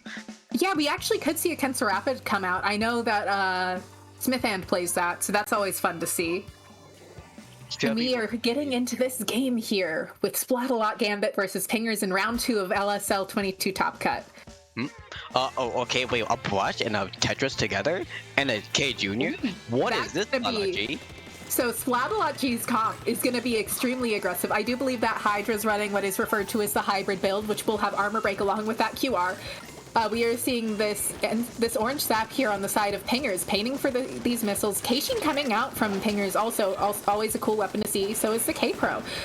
I will say that Splatalot Gambit's comp is very aggressive in comparison to Pingers, which by comparison comes across as passive. And in most situations, I would not say that about that comp. But Zap managing to get a solid trade there. K-Shot getting a great pick, as that is mid to Pingers. As the K-Shot here is just making sure that they have the space they need, taking out that sprinkler the moment they see it. Don't let that brush get armor any faster. Booyah Bomb at the ready. They only have 9 clams though, so they can't do a ton here, as the brush is just running around with that trail of clams, as they are so prone to doing. K-Pro getting a great pick on that brush, as they're just holding this mid area, waiting to use their specials to try and make a big push here. Almost to a power with that K-Pro, which will be great to see them move forward with. Bubbles coming out from the K Junior, always very threatening with that insta-pop combo they can do. Yeah, and the brush goes down again, but so does... That is 3 down on Pingers. I did not notice that happen. Yeah, a lot of things has happened during the whole first 2 minutes of the game. Basically, just Biology has been just running around a lot, just trying to get clans, but actually the armor is going in. Like, the brush is going in, but doing some unfortunate deaths, but at the same time, they're always countering Pingers on specials, because they're always, like, coordinating special time, but finally, out of this whole time, they actually finally get a score. But the Pingers, they have more accurate kills. Like we saw in the last few months that the K-Pro has been popping off and getting the 6th kill, but with support of something like the NZAP or the Junior as well. But yeah, as we see right here, we saw the NZAP and K-Pro going in together, which is actually pretty good for Clubhouse, as we see with the Tetra, but Tetra going down by the K Machine, I think. But yeah, for right now, it seems like a stalemate, as we see nothing going on for the next 2 minutes and 30 seconds maybe. Yeah. Absolutely. And we are seeing the K-Pro managing to get 2 people right there, although they do go down in the process. We are seeing the brush here trying to do a sneaky push, getting missiled, getting called out, being told, hey, please don't, as the brush has this armor at the ready, and they do have a numbers advantage. We really want to see the spot Gambit would want to go in, but them being denied because the range of the NZAP and the K-Pro as well, and maybe the Game Machine as well, they don't really have enough pin to battle it unless we see that Bart's actually sneak, or even the K-Shot sneak. But as of right now, they're just playing the defense bar and just trying to go for specials. As Pingers has really been stuck in their base for a while now due to the just sheer aggression that Splatalot is able to put out. Junior being forced to back out here from the K-Shot. The K-Pro doing a great job of coming in and helping their Junior out of that rough situation. They shut down those bubbles. They said, no, no, no. And the Junior is pushing up here, trying to get this push ready. They're half to armor, so they probably want to back off there. Not quite able to, as that power clam is left in a very unfortunate spot, and this K-Pro is getting a great pick, another 2, and they are almost to a power. They might be able to make a push out of this. Not a great one. It's not a ton of clams, but they are full. But the other team is fully wiped, so they're going to try this. Yeah, and actually with the wipe, that actually did secure them to outscore, but not that many clams coming out. As we see that we have the only 3v4, or actually a 3v3, 3v2 coming out from Pingers, and Pingers might be able to get underneath 50. They do get underneath 50, but not enough clams to actually There's some clams that spawned right up there. They might be able to make something out of this, but the zap doesn't go back, doesn't go for those clams. Oh, unfortunate. That's a tie, 45 to 44. That is the tie, 45 to 44. And Pingers has to get in a decent number of a power clam and a couple extra just to try and get lead here, and they only have a minute to do it. Missiles coming out from the K-Shot, figuring out who they're going to target. Armor at the ready with that brush. K-Pro managing to get a good trade there with the K Junior. Always good when you can shut those bubbles down. Although it is just the Junior up for Pingers now. It looks like the Tetra managed to get some good picks. Junior trying to defend that, but having a hard time because it's a brush. They tend to be a little speedy. Tetra doing a great splash down there, as the Tetra just kind of goes off, and that is going to be game to Splatalot G. Most one likely. More clam. Yeah, one more clam. They could try to throw it on the stair. There we go. Maybe do it from the stair. Let's go. I will say that I think Pingers will have a little bit more luck in other modes, considering that they're a pickup and Splatalot Gambit isn't. And notoriously, Clambliss is one of the hardest modes for pickups, just because it requires so much team coordination. And you were seeing that in the lack of clams that they had ready to push in with. They definitely will have more chances. And next up, we're going into Splat Zone's Wahoo World, a very close quarters map that not close quarter, a very circular map. Circular, yes. It tends to really reward missiles. It tends to reward these mid-range weapons a lot, as many maps do. But missiles on this map, I think, are even more vicious than on others, because they just force you off of that plat area so efficiently. And also, I just got information from someone that Pingers actually is a new official team. So Pingers is a new official team. That's very exciting. I love to hear that. Yeah. So this is actually training ground for them to see what they would do or what coordinating they can do. Absolutely. This is a pretty good start for them. Oh yeah. But with this, we're going to see bomb spam. No doubt about it. Absolutely. I am expecting to see the Junior come back because it's zones. Junior can function well in every mode, but tends to prefer zones, in my experience. And we are looking at the bracket here again. Yo, it's kind of cool bracket, not gonna lie. Seeing Boston Squid play actually 1-0 U-Fish, that's fun. Actually, might be DistInkt is doing pretty good so far against Summer. I will also point out that this round is a best of 5 and not a best of 3 like the last one. So Pingers actually has a lot of time and space to try and come back with here. Yep, and Prodigy's score just got updated, so this is the only... Actually, Stephen back, this is the only match that actually the higher seed is winning, as everything else having the lower seed winning. Always exciting to see some upsets. And we are going into the game here. Splatalot Gambit versus Pingers on Splat Zone's Wahoo. We are seeing the Tetra come back. We are seeing that Brush come back. And we are seeing a Sploosh 7 coming out from Pingers here. That's a kind of weird pick, honestly, but with the hammer and bomb, that would make sense. But I kind of like it. Yeah, honestly, pretty good. Juniors coming out from both sides, although one of them is a K Junior, something you don't see a ton of. Tetra managing to get a pick on the K Sheen there. Hammer chasing down this Tetra, dragging 3 people away from zone, which in any other situation, if they didn't have 2 down already, essentially, would have allowed them to cap, but they're not quite able to, as the K-Pro is forced to back up here, moving in with this K Sheen. K Sheen waiting for this Booyah Bomb to try and push in with. K-Shot not quite going down to the K-Pro, as the K Sheen is left in a very bad position. Junior managing to help get that pick. Bubbles coming out from the K Junior. Yeah, the Buds was actually putting an on-sports spot because of the K Junior leaving them, putting them in the 2v1. But I see the Buds, but saying put the Buds and K Junior together, that's the reason why it's happening, because the Buds is going to be for the armor spam instead. And we see the flicks, they are definitely a fast clicker, so that would actually make sense for them to stick with the armor. As we see with the K Junior, with the Bubbles, actually going into KA as well right now. Absolutely. But they're just waiting for a combo, for specials at least, but it seems like that's going to be it. It might not be. They could still get in. It's not likely. It's doable. Now it's not. It is not by doable, Sag. But still, yeah, Splat Gambit immediately 2-0ing Pingers. Yeah. Still a chance for Pingers to reverse sweep here. It's not game. Really great showing of by Splatalot Gambit of not necessarily even special coordination on that one, just really good showing of their mechanical skills. Tetra did an incredible job being a Tetra. Oh yeah, just dodge everything, but gets killed. It is admittedly a pretty good Tetra map as it's so open. I will say, every Tetra player I know does not like Humpback Rainmaker, so this might be a little bit rougher for them. Oh yeah. I would love to see a Mist come out here for this elbow. I'm expecting to see a lot of bombs. I think the K-Pro will have a better time here. What do you think?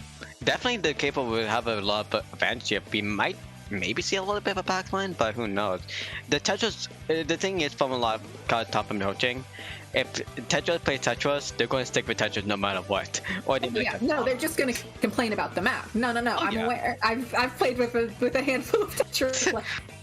Yeah, but otherwise we might see the Bus and K Junior again. The Bus might be going for more sneaks, but the K Junior, it's definitely going to be an interesting play because of the bubbles, but they might go with the Rain Junior instead.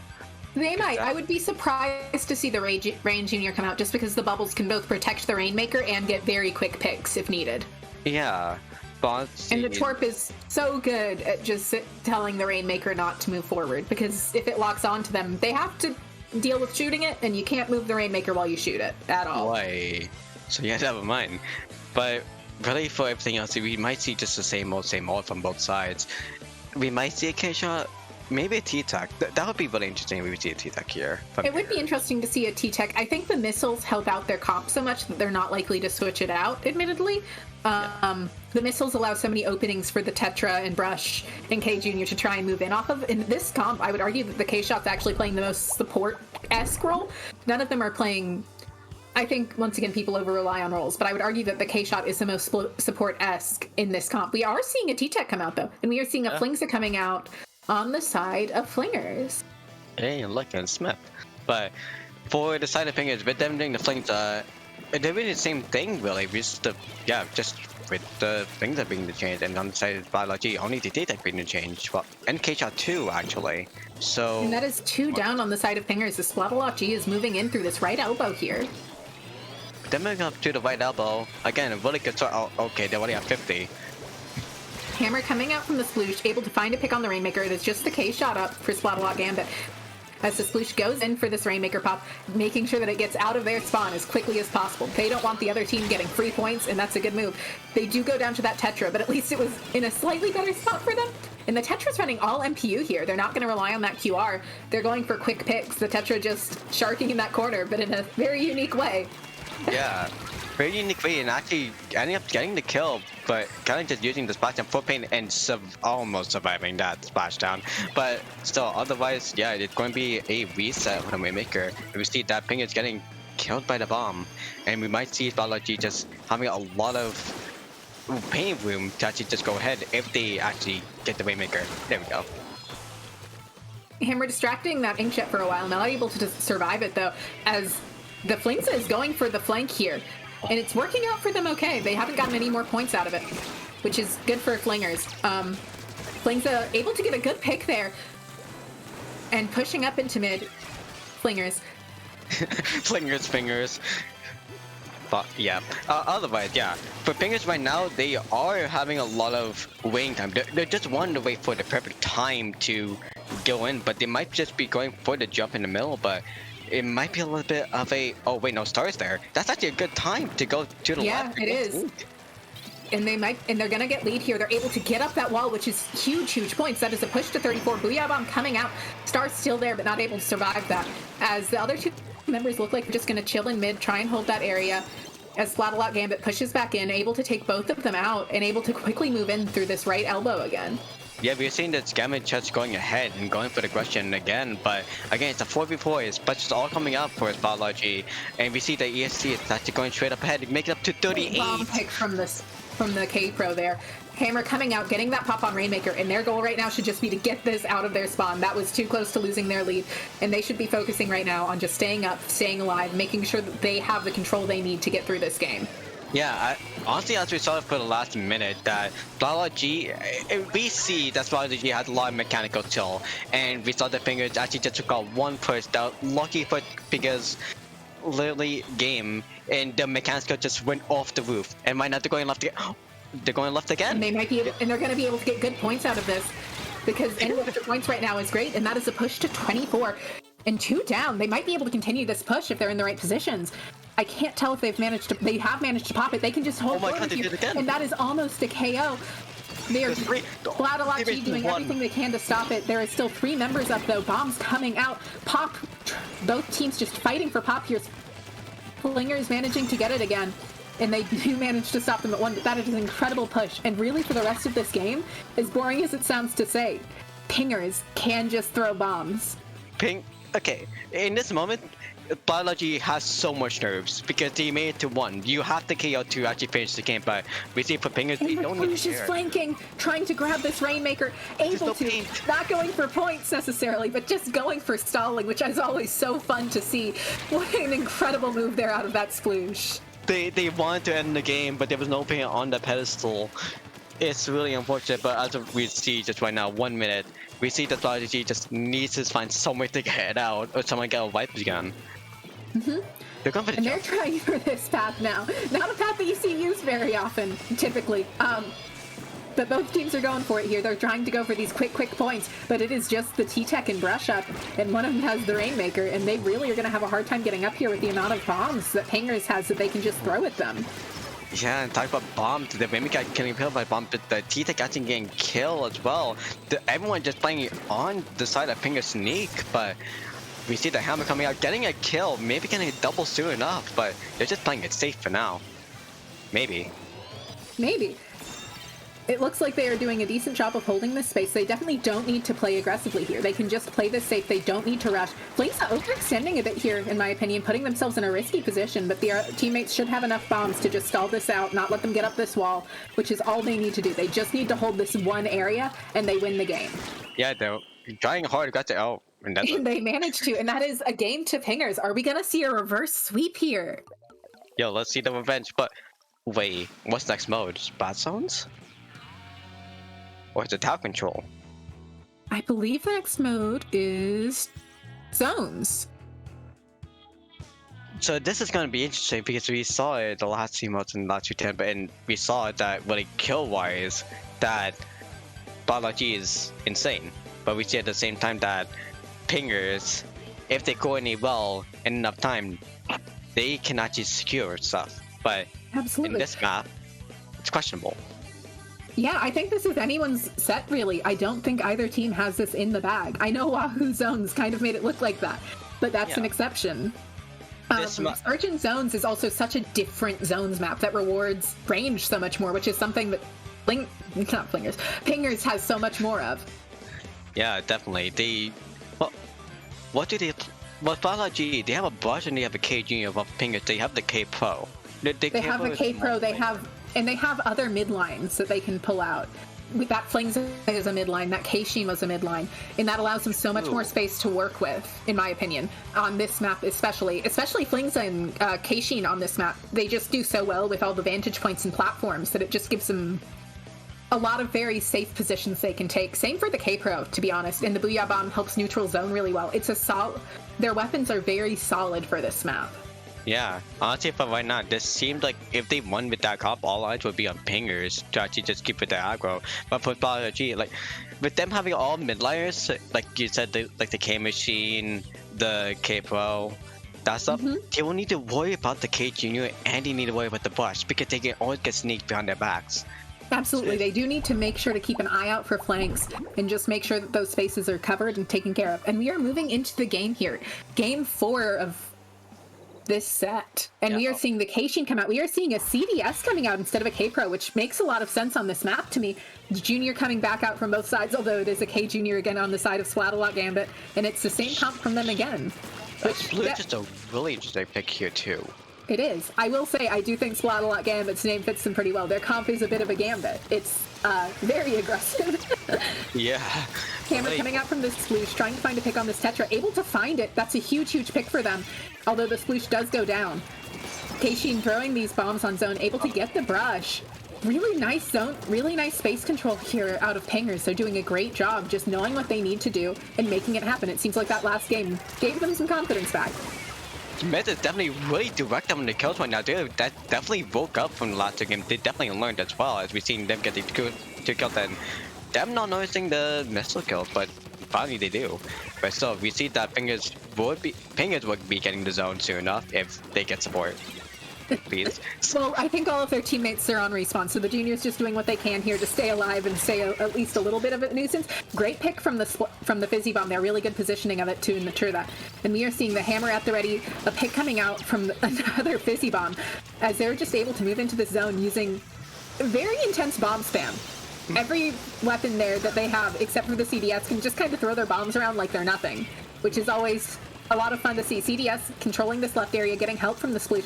We see the K-Sheen and Junior together here. They're doing a great job moving in pairs, which really allows you to control space super well, especially on a map like this. And the K-Sheen's just able to apply so much pressure from under ledges, and it looks like the Tetra and CDS traded. what we're seeing is a reverse from the Wahoo game. That's definitely for sure. We see a sneak coming from the way. The ball's being popped a little bit too early, and we're seeing 2 down on the side of pingers, and definitely will be giving Gambit a lot of the zone, but... You're seeing a great pick using a splat bomb on those Tetras. Once again, Keishin throwing those fizzy bombs, as Keishins are wont to do. Brush trying to find a way and having a hard time because of those fizzies, although they probably will be able to jump over here. Oh. They do manage to get the sploosh. The Keishin's also down. That is 3 down on the side of pingers, which will allow Splatalot Gambit to take a ton of space here. They were already close to getting lead. They're going to for sure secure it here. So pingers is going to have to find their way back in as the junior is forced to pop that armor very early, sadly going down to the Tetra anyway, as the Tetra's just in their spawn. It's really just unfortunate that the Tetra did, but really for the side of Biology, it's really showing it just the same for them that they just need to wait there, and that's it, because pingers just, yeah, that's it for them. They just need to come out get special, but not enough time. Mm-hmm. And that is the set to Splatalot Gambit. Splatalot Gambit showing very great mechanical skills. Pingers showing that they can hold their own pretty well, especially in that humpback game. Yeah. But they just don't quite know each other well enough yet to truly be able to play against a comp that just is pure aggression and in your face and distractions and essentially just as many flashing lights as you can throw at somebody using just very skirmisher heavy comp. Yeah, well, you know, we all hate zones. That could be another statement. But honestly, yeah, that will be 3-1 going to Splatalot Gambit. They are moving on to the finals. Yeah. Yes. And we have a quick ad read for you all here. Introducing Freshwater Shoals. Freshwater is a new draft system by Mulloway IT, designed specifically for casual players.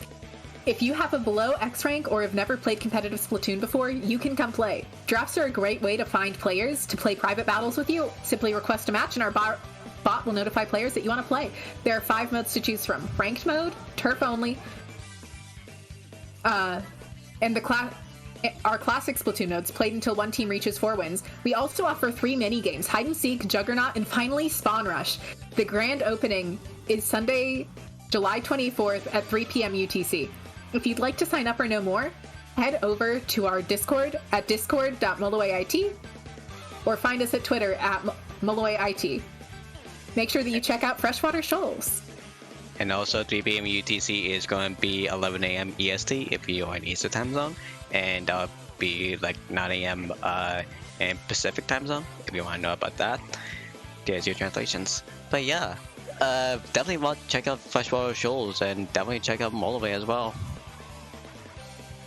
Thank you all so much for tuning in, and we will be moving on to the final couple rounds of Top Cut after this with a new set of commentators. Make sure you tune in.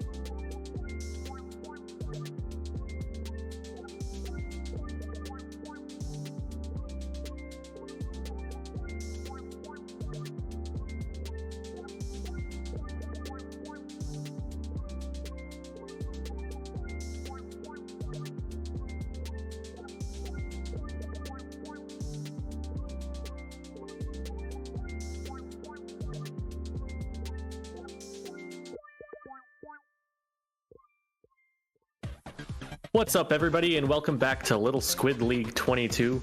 I am Jem, and I am joined here by everyone's favorite Super Smash Bros. Melee character, Falco. Hey Jim, I wish I was good at Melee, but I am not at all. But hey, I am ready to watch some great matchups between Boston Squid Party and DistInkt, and this is the semi-finals going into the finals in LSL 22, like you were mentioning before. And both of these teams, they've had a long day, but I know they are ready to get started, and it looks like we'll be starting on Rainmaker Blackbelly Skate Park. Awesome. Yeah, I'm really looking forward to seeing these finals matches here. You know, these are the teams that have made it a good long way through the bracket. They're probably all pretty pumped, riding on some momentum. So we're going to have to see which one of them has a little bit more of it. Both of them EU teams. We've got Boston Squid Party representing Great Britain, and DistInkt. I believe they just have an EU tag there, so they might be a combination of different nationalities. But so they're both on that side of the bracket, and kind of give an EU versus NA finish, I think, for the finals. Yeah. Hook, line, sinker, and Splatalot Gambit both have the U.S. flag, so we can only assume. But yeah, this is going to be a great battle, and once again, we are doing a best of 5. So we'll see if we make it all the way to Game 5, or if we'll see a 3-0 shutout or something in between. But I mean, both of these teams, they DistInkt won their previous set 3-0 against Sommerzeit, and Boston Squid Party, they won 3-1 against Ufish. So yeah, they're ready to roll. And then Hook, Line, and Sinker, they won 3-1 against Splatalot Imbeciles, I believe. And then Splatalot Gambit. So many Splatalot teams. We were actually talking about this during our during our little intermission. They got a 3-1 win over Pingers that I believe you guys just previously saw on stream. Yeah, there's a lot of Splatalots out there. They're a heck of a clan. Colt? Partners, friends. Yeah. All right, here we go. We're rolling out. It's a roller on DistInkt, so that's going to be a huge factor in how the game goes.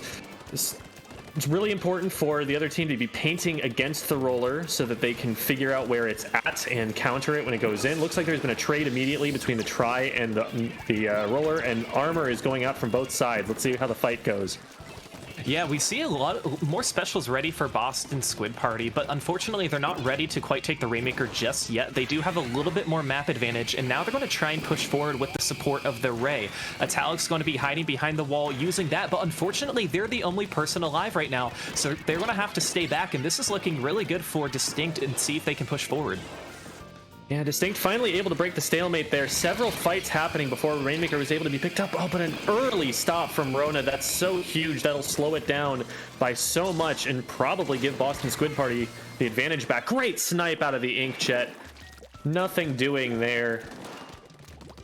And now DistInkt trying to push forward just a little bit more as they're able to get some picks. Still one player down on Boston Squid Party. They're going to be trying to push forward.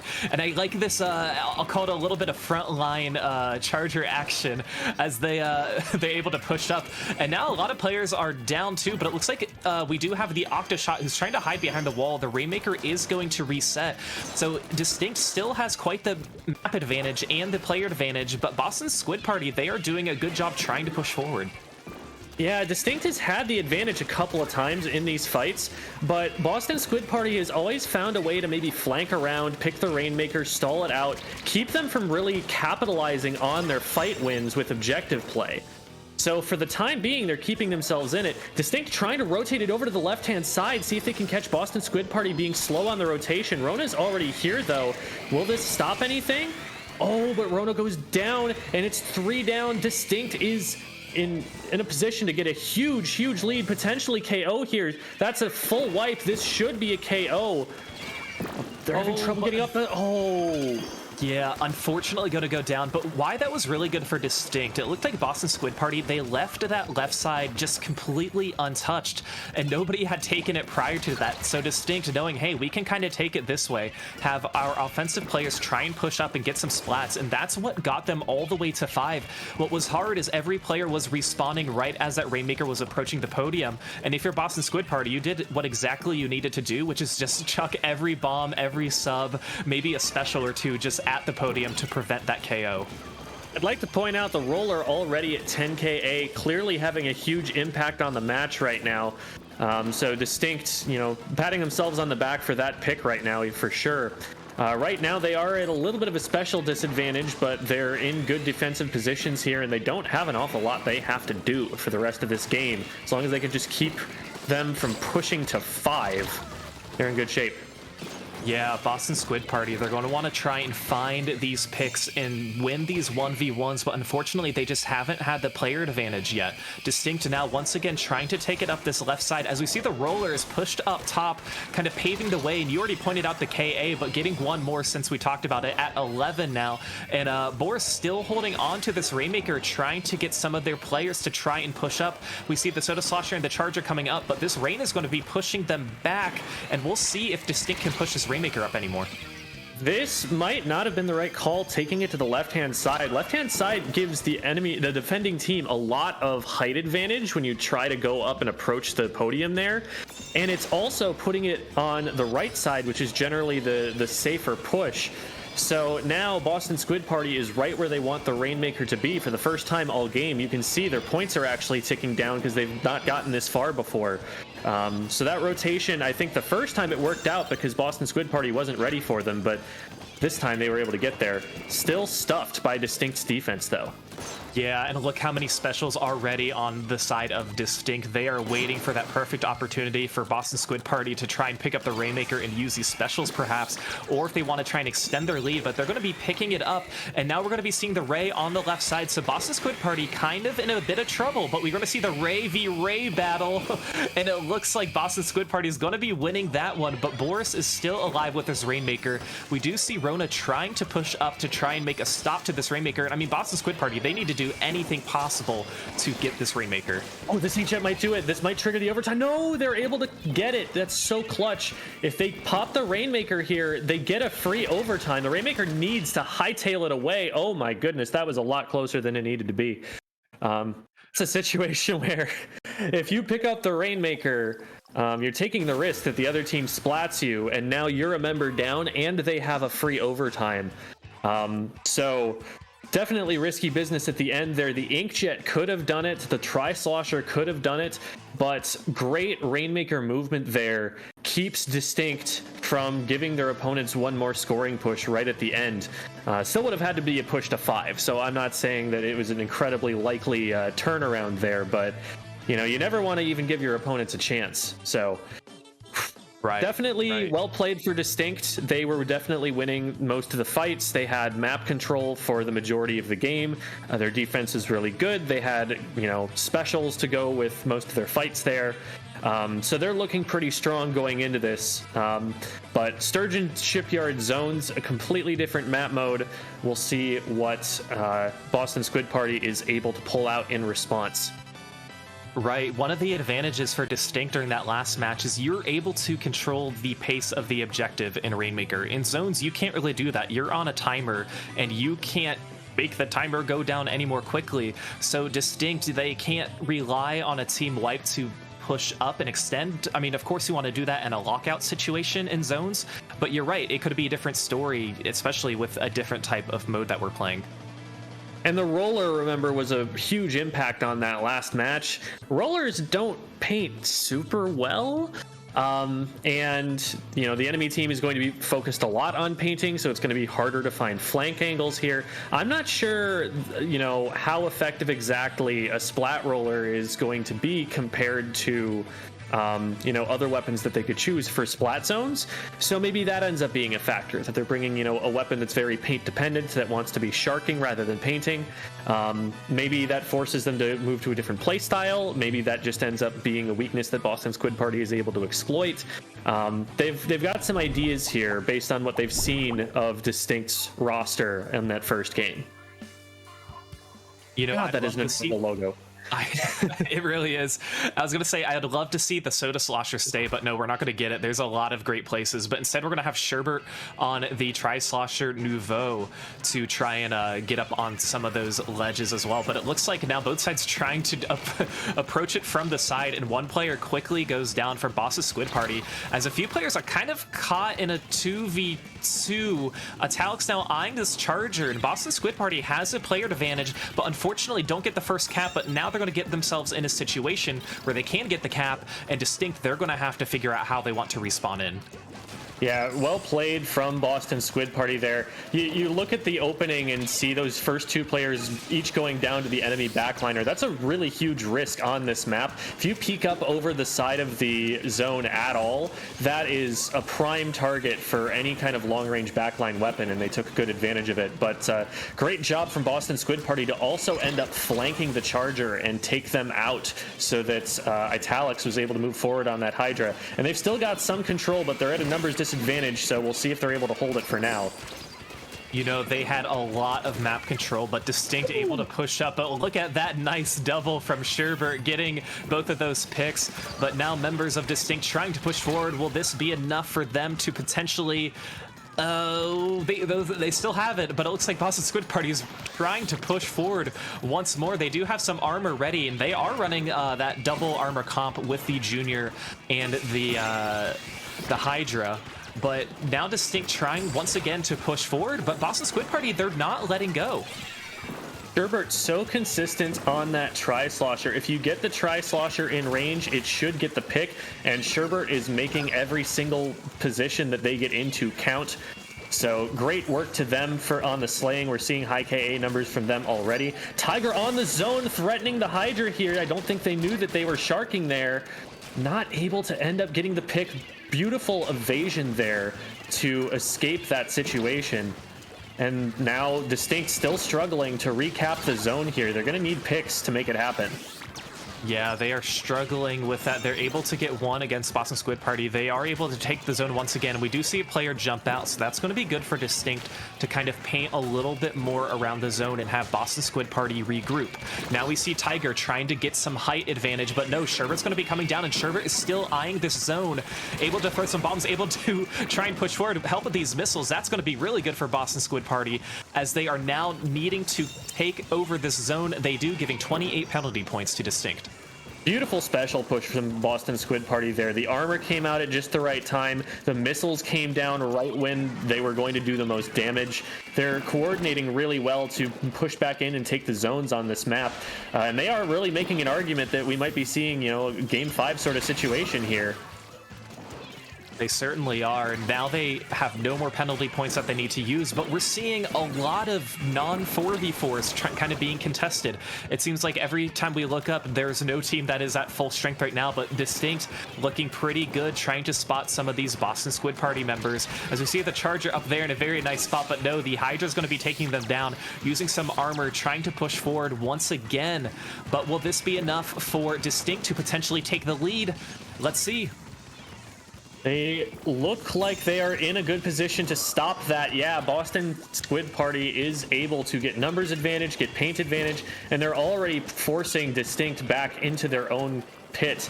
Sherbert here playing extra aggressive. I think they know that they're here, but a cornered Tri-Slosher is still dangerous. The Mini is able to pick it off, and that will put them in a good position to push the zone. Have to deal with this Hydra, though. Beautiful push from Boston Squid Party at disadvantage. Still in flux here. DistInkt finally able to take control. We see jumps out from Boston Squid Party, and this K-Shot is not going to want to stay there for too long either. DistInkt taking control here. 1 minute left. They might have to do it on this push right now. Let's see if they can do it. It looks like Tiger is once again being more aggressive, trying to push up and maybe make Boston Squid Party just spiral a little, maybe distract them so they can't take the zone. But no, Boston Squid Party, they're going to be taking the zone. So many players are jumping out of this map. I feel like every time we look, there's there's another jump out. But that's going to be a nice splat as right now Boston Squid Party still has the zone and has the lead, so they're in a good position. But we've seen it before from DistInkt. We've seen them be able to push in with all of their might in all of their specials, and they have just about 10 seconds left if they want to do that. Huge pick from Boston Squid Party, taking the charger out of play, so they will not be applying that zone of control around the map for a little bit. But I think the fight is still going in DistInkt's favor here. They are going to have zone and they have overtime. This is one more push that Boston Squid Party needs to win on in order to take this game. DistInkt might Sherbert on the side. It's Sherbert with a huge pick, but they still go down. They don't have a lot of paint power right now, and I don't think a junior can hold the zone against 3 players, especially when they're trying to collapse on it right now. They're trying to make the hero play, but they only have 12 ticks left. The rest of the team comes in from the right-hand side. Can they stop it? The juniors on the left-hand side occupying them, and here comes the cavalry. Boston Squid Party is able to do it with just 2 or 3 seconds left on the timer. If you are Boston Squid Party, if you are DistInkt, that is the longest overtime. I know it in real time only lasted maybe a couple dozen seconds, but I'm telling you, for these players, that was the longest overtime that they have had in recent times. Congratulations to Boston Squid Party for getting that win. I love that flank from Sherbert. I loved how they tried to push forward, try and get some of those players, and at first DistInkt, they were doing a really good job countering it, but as more Boston Squid Party members were able to push in, that is what gave them the win. Huge credit To the junior player for staying alive in that 1v3 for all that time. That distraction that they created was what Boston Squid Party needed to be able to get their members in from the right-hand side, get control of the right side of the zone, and then combine for a pinch to finally win that fight. They needed the zone to be stalled by that much. They needed the players to be distracted for all of that to work. And that requires, like I said, a hero play from that junior player there. So hats off to them for saving the game. Incredibly close, DistInkt so close to, rallying and taking that game back when it looked like it was Boston Squid Party the entire way. This is going to be a good one, Falco. Yeah, if you would have told me that we could be going to game 5, I know we still have 2 more games to play before that, but I'd say I'm all in. I want to see it. I love the competition between these 2 teams. But coming up next, we're going to be moving on to tower control on the Reef. So once again, very different than what we had seen prior to our first 2 games. And we're likely going to be seeing the Charger stay. They could have the Ray with them. I think we could see the double Ray that we did see in that first game. But no, this is going to be a very good matchup. And it looks like we do have a one-trick roller on the side of DistInkt here. So that's always something, if I'm Boston Squid Party, that is factoring into, comp building and the plan for the match. We need to, have weapons that can paint really efficiently and catch that roller out before they get into a position that's dangerous. And we need to have a plan for how we're going to get them off the tower if the roller ends up being there, because that can always be a mess if you're trying to put someone on top of the tower and you've just got a roller running circles around it in Rickroll form. So you got to have a plan for that at this point, and we'll see what kind of adaptations the teams are able to come up with for each other's comps. because they have been running some different stuff here and there, so there might be a little bit of ambiguity, but they're probably picking up on some patterns too. Yeah, and the less real estate you give for the roller, especially one that's using Ninja Squid and likes to just shark up and get those splats, the better. So again, kind of keeping the junior, keeping weapons that can paint really well to prevent the roller from pushing forward is going to be key. But let's see which weapons that these teams are going to be bringing out. And yes, we do see the roller, like we said, and we do see the knot. We see the junior return as well. So I don't believe. Yes, we do have a Stingray on the side of DistInkt, but not on the side of Boston Squid Party. Interesting. Not very many bombs on the side of DistInkt here. So I'm curious, the way that they plan to defend the tower here. Maybe they're counting on, roller flicks to go over the top, or for the charger to hold down one side while someone shoots the other. Might be a little bit tricky in some situations, but let's see what Arsene can get done here. They're very close to having an inkjet, and it is really, really a powerful spot right there for an inkjet to go off from. So many ledges that you can pick up over. That certainly would have been key, because now Boston Squid Party's on the checkpoint. It seems like they did use it, but none of the DistInkt members really were able to get close to the tower, so that's actually going to be really good. Now, Pat trying to hold on and control this tower, but no, it looks like I think the gal was coming in from the side trying to push up. But I mean, this is looking really good for Boston Squid Party. I know you have a few players down right now, but you're already halfway past the second checkpoint, just 1 minute into the game. You keep that up the rest of this match, the rest of the 4 minutes, and you're going to have a field day. Beautiful job by Arsene there. You never want to just give up the left for free. If the tower still has to push past it, you can still defend from it, and it's a really easy place for the defenders to get to on this map. So great play there, and that's going to set them up for potentially another push here. DistInkt's push is dead in the water before it started. It really is. And now Rona's going to drop down. It's eyeing the gal, but it's going to try and paint and stay alive, trying to take down this charger who is on the tower. Trying to get members to approach the tower as well, because now DistInkt is passed easily to their first checkpoint, but Boston Squid Party has 2 specials at the ready. It looks like the junior is going to be going down. The armor, I believe, did go off, but again, this is looking really good. Yeah, inkjet gonna stall the tower pretty well here. Boston Squid Party needs to get some members in there and get paint around that checkpoint area. Rona trying to make the stop here, but actually gets tap shotted. And this, oh my goodness. Dory comes in with a clutch double there to save that push from going through the checkpoint. Got a little bit hairy there, but Boston Squid Party is able to hold off and keep their lead of 41 by just a few points. Ooh, clutch snipe there from Thun. That's probably short for something, I would think. Coming out to, another one too. That's another so huge. That is such a momentum killer right there. Boston Squid Party was in such good shape, and all of a sudden they're on the back foot again. Need to be respecting those charger sight lines, especially with a short range comp that is not going to have direct threat on it all the time. Right, and this tree is where it's really giving these teams some trouble, trying to get in a good position to push the tower a little bit further. But it looks like DistInkt, they might be in a good situation. They're going to have to avoid some missiles first. They have the support of the Ray, but unfortunately they're not able to make it work just yet, as they are needing to jump off of the tower. But now Arnott is going to see one of the players by the tower. Ooh, and Rona's going to be getting the mini, but Arsene trying to stay alive, trying to get the splashdown, but no, the splashdown is actually going to be taking them down. And now it's just a skirmish, but DistInkt able to get those picks and now get the tower once again, and hopefully for them, they will take the lead. Yeah, I want to give credit to Boston Squid Party for sussing out the roller flanks, by the way. They've been doing a much better job of that, I say, as one of them comes through. They've been doing a much better job of that in this game than in the first one, but right now, DistInkt poised to take lead. They do. They take checkpoint. This is huge. This is the point where they need to defend the tower. If it gets through this checkpoint, it could be very bad news very quickly.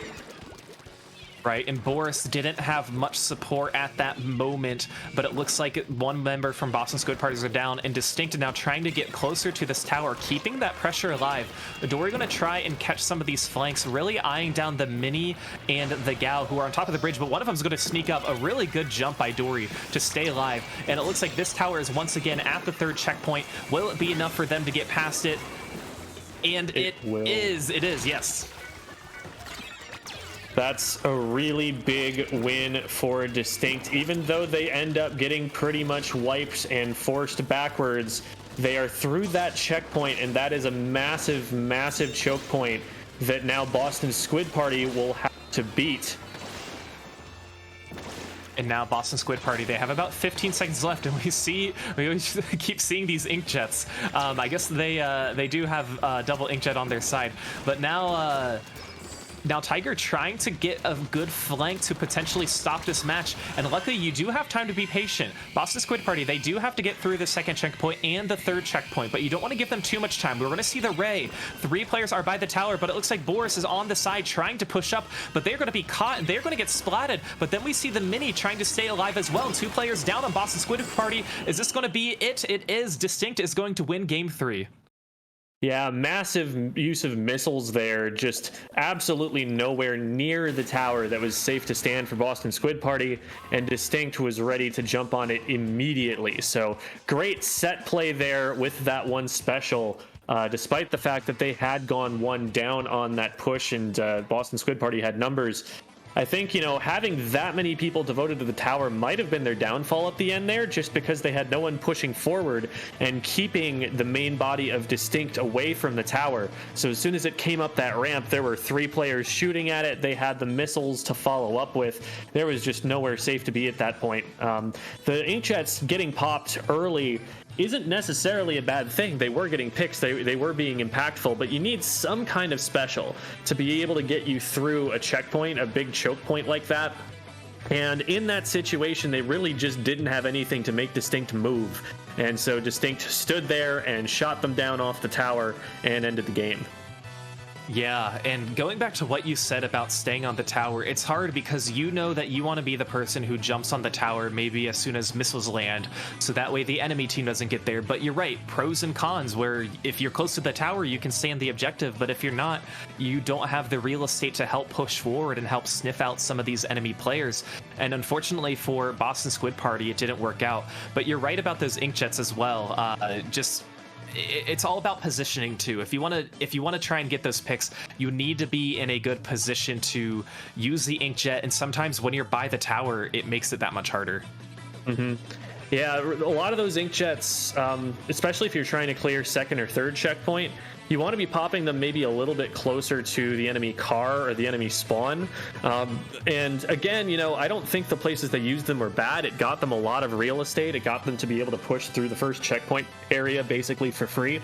But maybe on the second charge, you get your T-Tech or your Nautilus up a little bit further up so that you can use that from under a ledge and make the charger think twice about just staring at the tower with the laser out.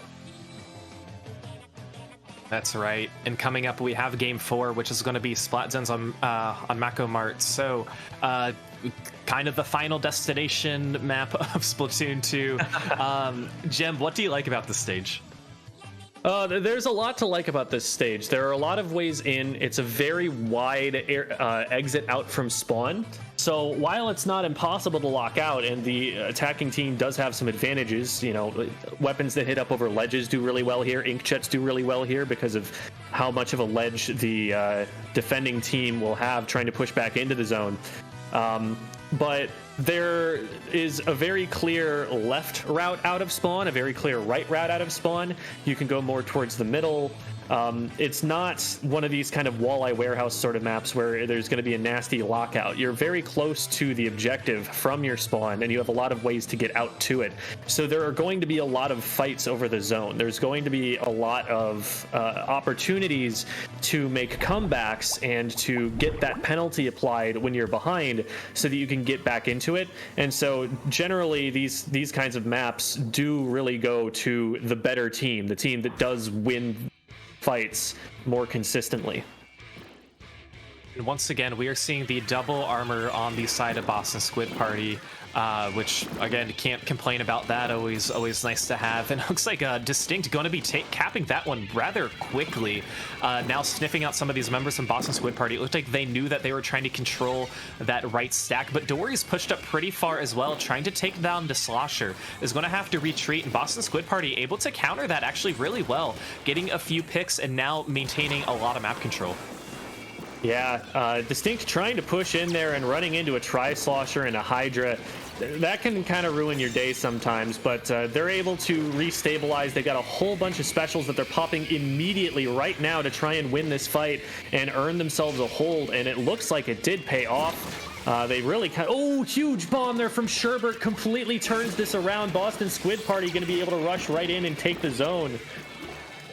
Yeah, that was absolutely key for Boston Squid Party, especially look how much time is remaining for both of these teams. It was right as they got the tie in. Sherbert once again. Oh, could they pull that one off too? It looks like they're going to get maybe an assist perhaps, but that that was a really good push for Boston Squid Party, as they still have control of the map. They don't really have the players in a good spot to try and get some picks or even maintain this zone very well, as we see a Ray on the side of DistInkt trying to eye out some of these players, and most of these Boston Squid Party members, they are pushed on their right side, so that Ray is actually going to help and be in a good spot and force some of these members from Boston Squid Party to jump out.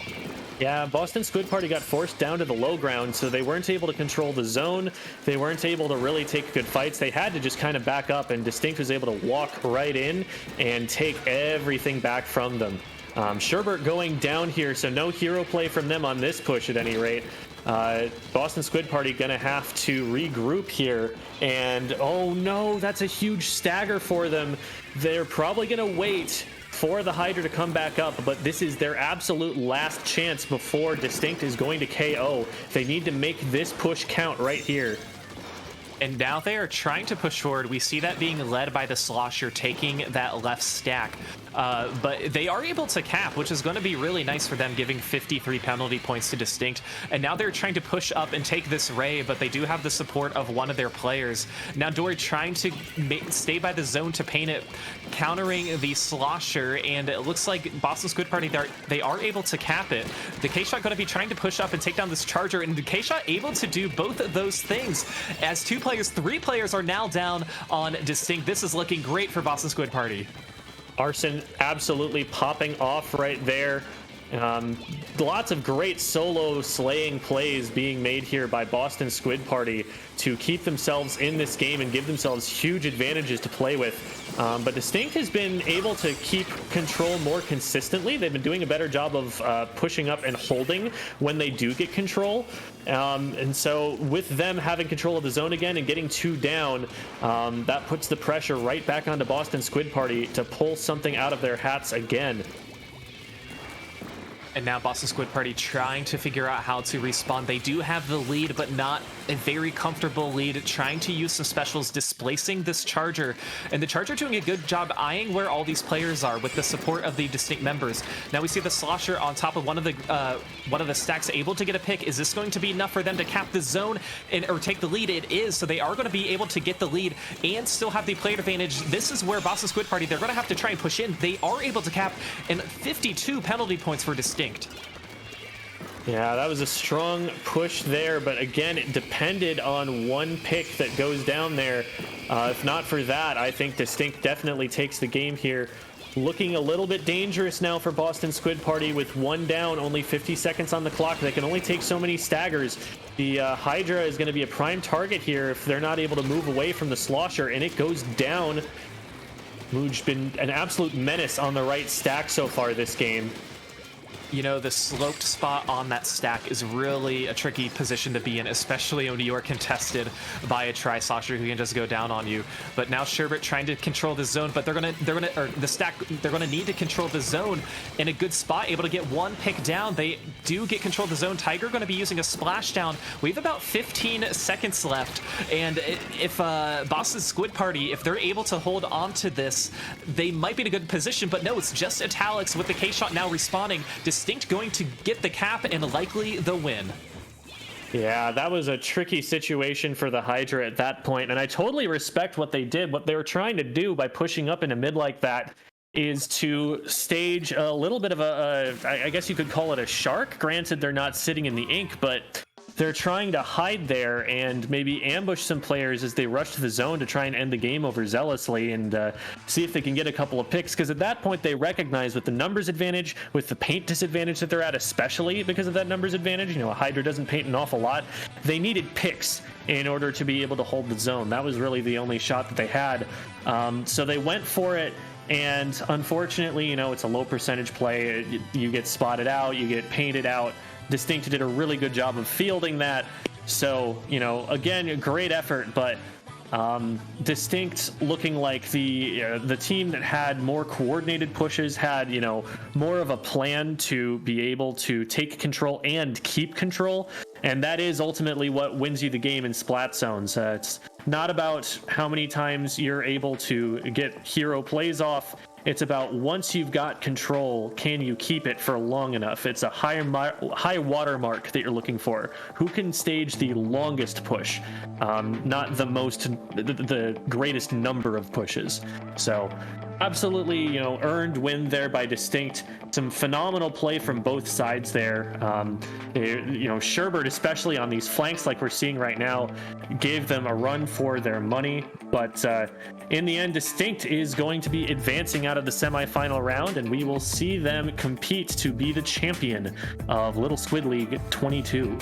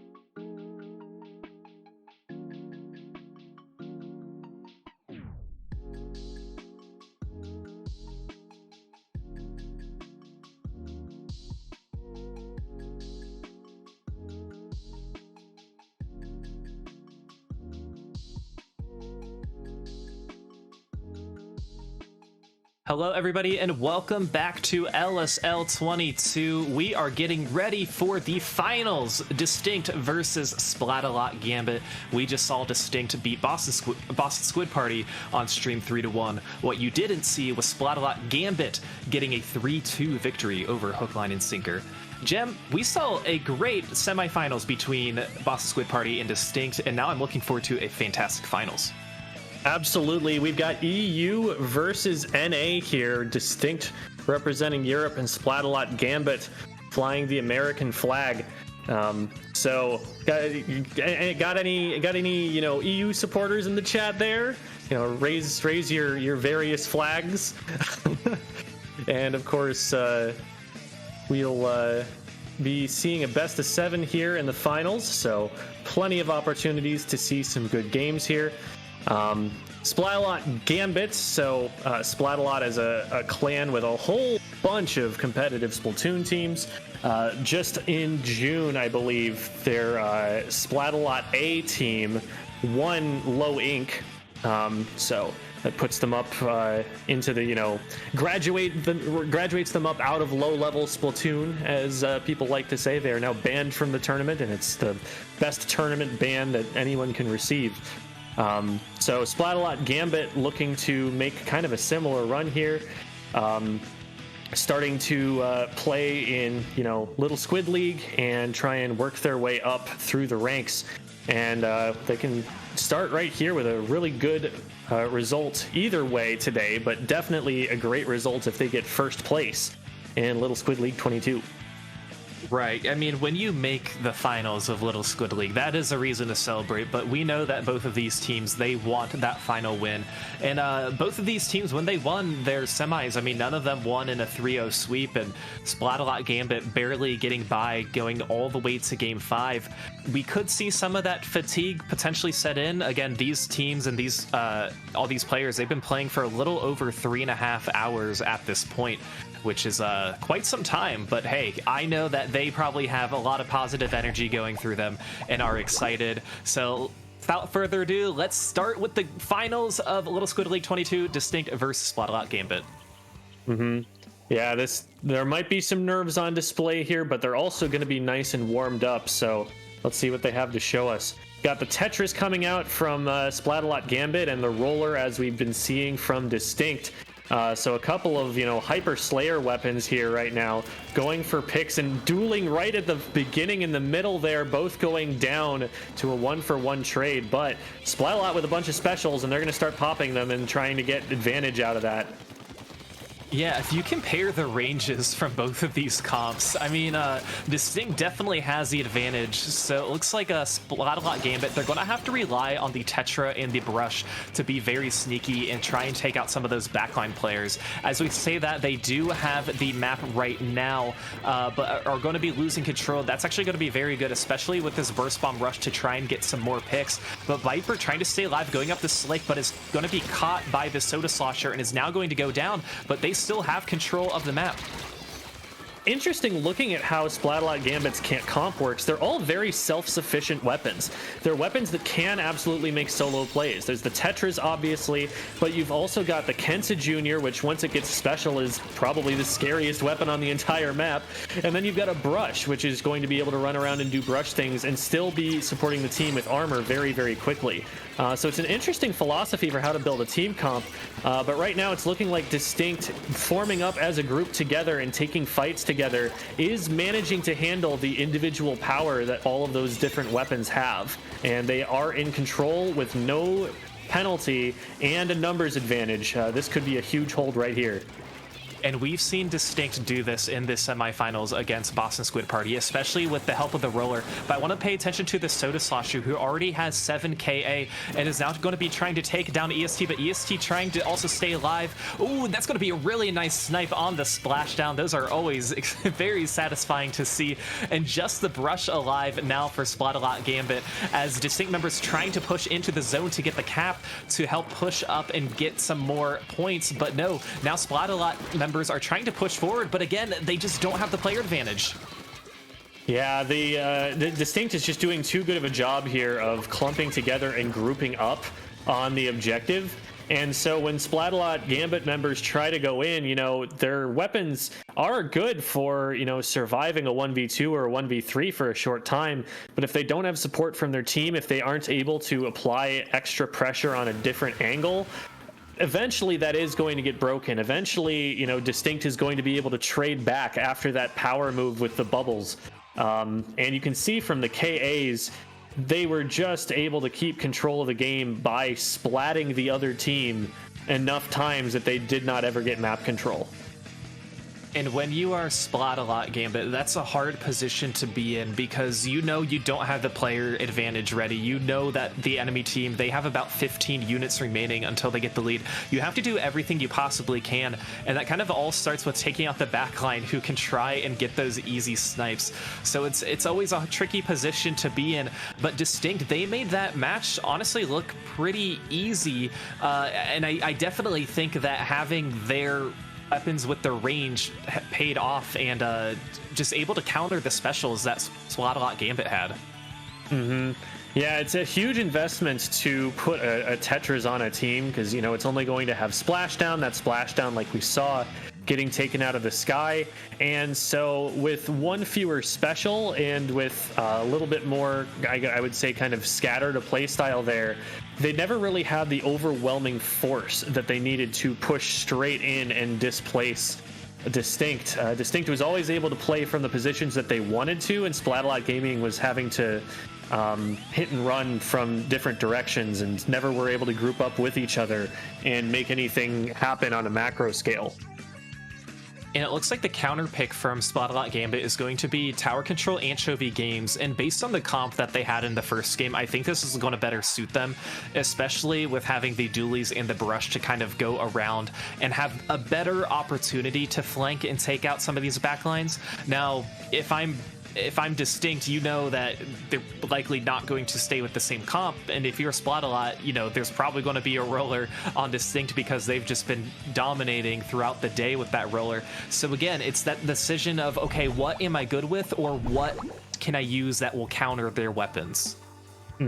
Curious to see what the comps change to this time around.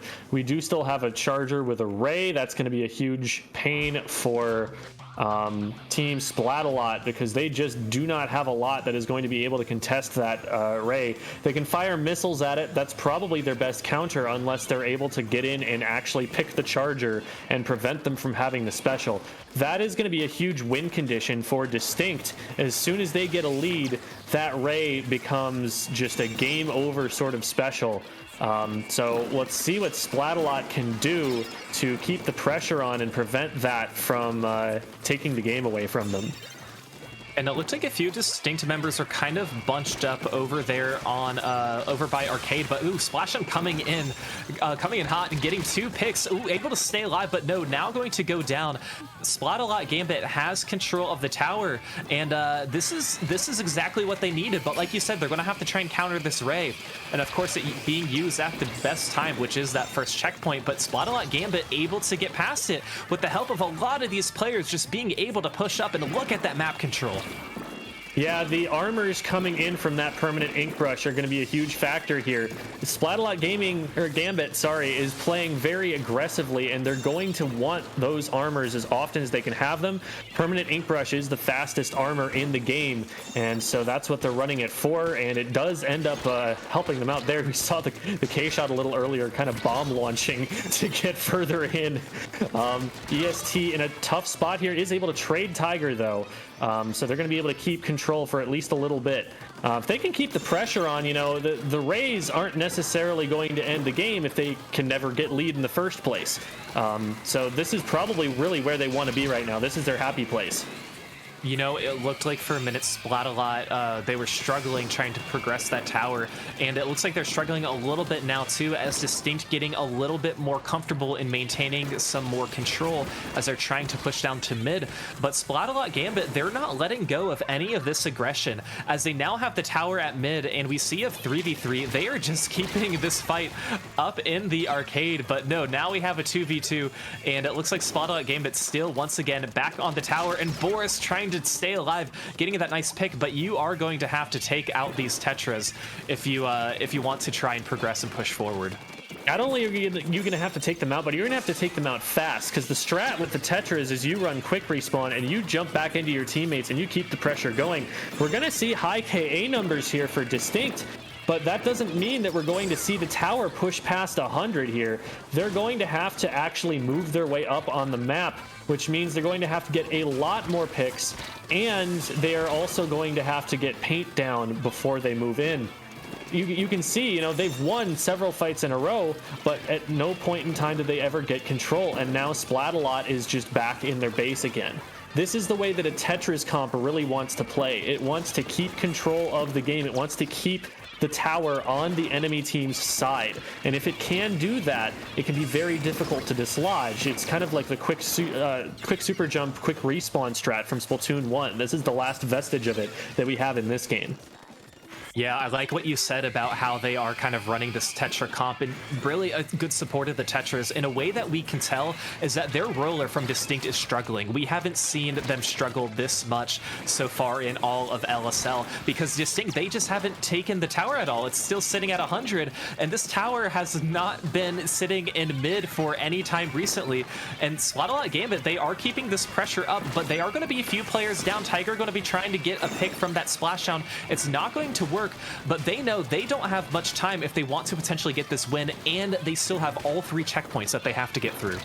Crucial pick there from Mooj, but I don't think it's going to be enough to get them perfect momentum yet, with FLC fan over there, nice, playing really well to just stall this push out, to be annoying, to skirmish. Finally gets taken out of the splashdown, but that stalled for a lot of time, and they're still not on the enemy plat. They'll probably give away first checkpoint, but they're not going to be able to get much more than that without a fight. And here comes that fight. The Ray is out. Viper is pushing in, trying to chase this Ray down. Doesn't quite get it. It has a bodyguard, and that's 3 down on Splatalot Gambit. This is a Gambit after all. While they have a strong offensive team, the range is better for defense. And so can they defend now that Tiger finally has paint at their feet? Let's find out. 15 seconds on the clock. This is going to be the push that either wins DistInkt the game, or, ooh, this is looking bad for them. Splatalot Gambit forces someone to jump out. They don't have time to get back to the tower. It is literally impossible at this point for DistInkt to get back on, and Splatalot Gambit is able to just take a drip pick in mid. You know, the instinct of I'm cornered, I need to jump out, and unfortunately not paying that much attention to the time, or really maybe knowing where your teammates are. It's a hard decision to make, and you know, if it was on purpose or an accident, I don't really know.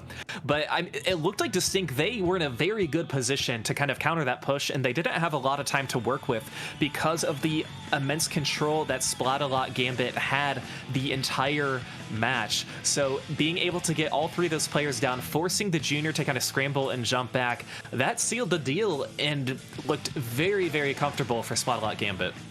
Yeah, great composure from Splatalot Gambit at the end there. They did not go in until they had both an armor and missiles coming down. They made sure that nobody got picked up until that point. Then the armor comes out and the missiles were falling right as the frontliners hit the front lines. So that was the perfect way to push back in. They used their high ground. They used every advantage at their disposal. As soon as they got their lead, they were ready. They knew how they wanted to defend that, and they pulled it off with great efficiency there. I think going down only 1 player and taking 3 out, leaving only the Charger. I mean, yeah, the Charger can try and stay in there and maybe get some jumps and try and make a hero play like that, but it was probably going to be the same result in the position that they were in. That's a very unlikely comeback to happen. So even with them jumping out, you know, you could consider that a mistake. The real mistake was, you know, having so little control for so much of the match, and giving Splatalot Gambit the ability to shut down just 1 push and win the game off it. You know, that's a good point. That's the only time they had to shut them down because of the immense pressure that they were able to put in. But we're going to be moving on to Game 3, which is going to be Clamblitz on Piranha Pit. This personally is one of my favorite map mode combos to watch and commentate. I love seeing the coordination from these teams and seeing how well these teams can push in, and just how they keep the basket open too, with all of this space kind of around the basket. So I'm looking forward to this one. Yeah, this one can snowball in a hurry, especially if teams aren't sure how to defend it. It's a very odd flank that you want to be sending people out on to be able to get the basket. Rather than pushing them away from the baskets, the map makes it so that it's actually easier to quarantine the push in the basket and prevent people from going back out and getting more clams. And so, you know, if a team doesn't know that and they just keep trying to push over the basket side, well, they're not at much of an advantage. It's a very easily defended position for the attacking team, and that can cause this to 0 to KO really quickly. Let's see how these teams play it. And it looks like Fun is now going to be playing the Bamboo, so we're not going to be having the typical charger that we have seen, but the rest of the comp from both of these teams looking pretty standard. We do see the swap, I think, from the Vanilla Junior to the Kenza Junior, but other than that, really not many weapon changes at all. Oh, Splatalot Gambit dives straight over the top, and the one that started it all, the Tetris, is still there in the useless, actually distracting 3 members. This is really well played considering the situation. They never took map control. DistInkt is now back in neutral despite having just won a fight. And so great play there from the Tetras to skirmish and stop them from pushing forward. That is the advantage that they've been able to have over DistInkt, that DistInkt has not been able to take map control off of the picks that they get. Splatalot now has a wipe, and I bet they're going to push up a lot faster than we saw DistInkt pushing up just now. But a little bit of miscommunication. They're throwing clams to the basket for Viper, but Viper actually walks back to get more. That costs them a little bit of time, but it's not going to matter with 3 players down on DistInkt. A lot of missed opportunities for DistInkt. When they had their push, they had 22 clams ready, but no power clam. And being able to get those picks and keeping this basket open while getting these picks is going to be crucial. Already down to 59, and it looks like they are in a position to get some more in, perhaps. Can they get there in time? Yes, they can. Viper going to be staying alive, going to have the support of the junior player who's going to be scoring some more, getting all the way down to 41.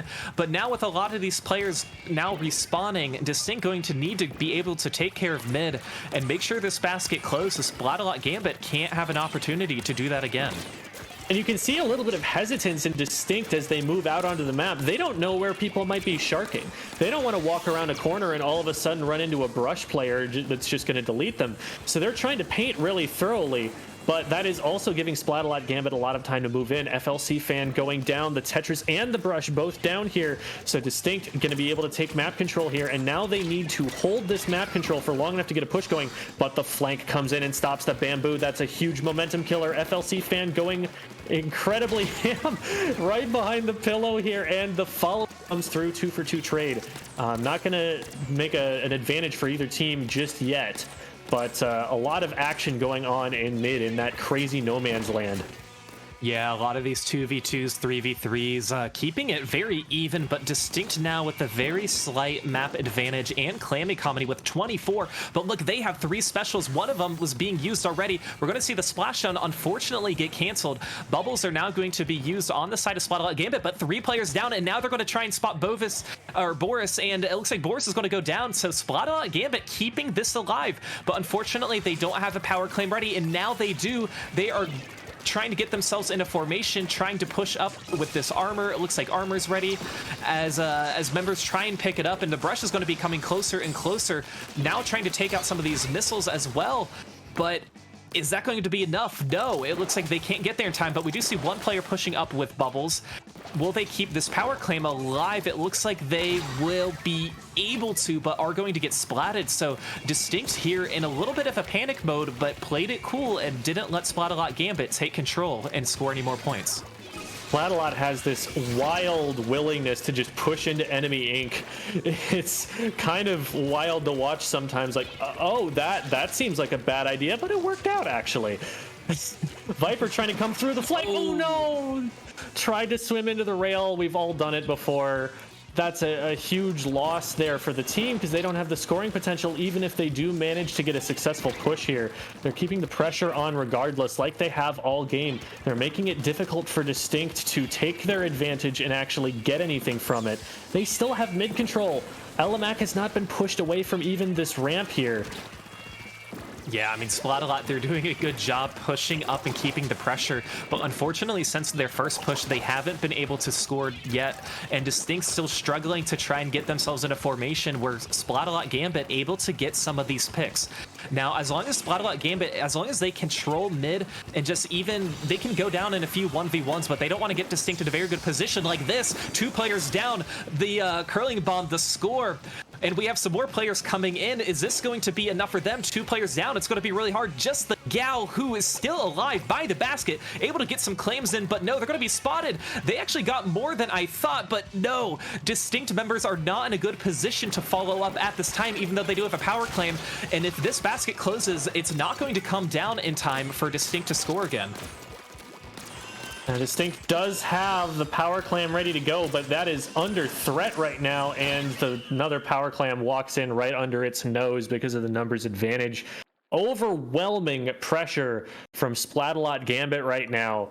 DistInkt having trouble taking the map back just because there's so much of an individual slaying threat from each one of these members. We saw them, have a strong game in splat zones, and so, if one of those maps does come back up again, more of a control-oriented map, that might play to their favor. But, it's up to their counter pick here, and that's something that I would definitely be thinking of if I'm DistInkt here. What's a map where once we have control, we can keep it and we can just win the game off of that opportunity? Yeah, and unfortunately for them, they were thinking Clam Blitz was going to be that game with just how much retail space there is on the map.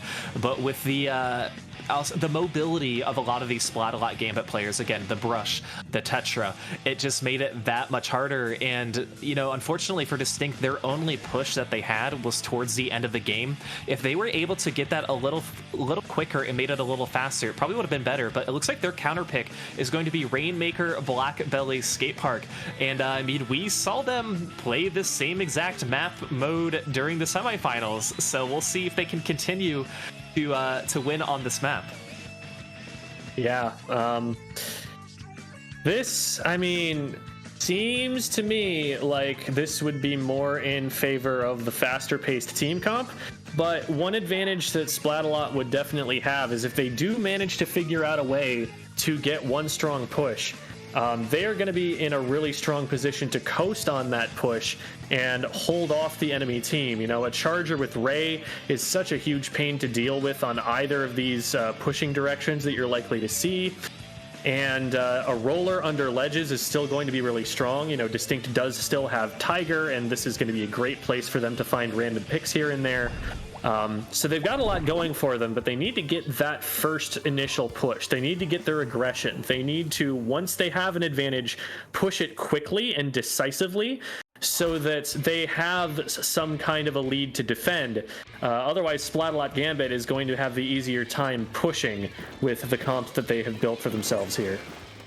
And DistInkt looks like they get the early pop, but it's so easy to pop the Rainmaker on this stage that the early pop really doesn't mean anything other than maybe building some of your specials. And speaking of specials, we see some quick specials on the side of Splatalot Gambit with 2 players going down on DistInkt. So this is actually looking pretty good, but if you're DistInkt, this is exactly what you didn't want to happen. And now Splatalot Gambit going to be taking it up mid, going to be using the support of the bubbles, going to be pushing around the side, trying to stay alive, avoiding these curling bombs. Unfortunately, going to go down to 53, not the furthest in the stage, especially with how quickly it can kind of spiral and how easy it can be to get some points. But Splatalot Gambit, they're going to want to keep up this pressure. Yeah, and you saw they're jumping into that brush who's in a literal 1v4. They're ready to be aggressive, but are they being aggressive in the right direction?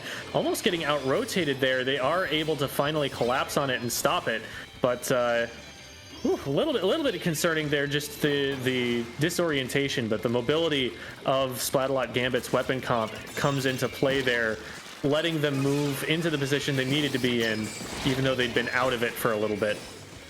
Yeah, with the Tetras able to push in and get that splashdown flank was going to be key. And now Slosher's trying to take down the Rainmaker. 2 players down, 3 players down on Splatalot. DistInkt, this is going to be nice. They're going to want to get a quick pop and just try and push it up a little bit more because they're already in good position.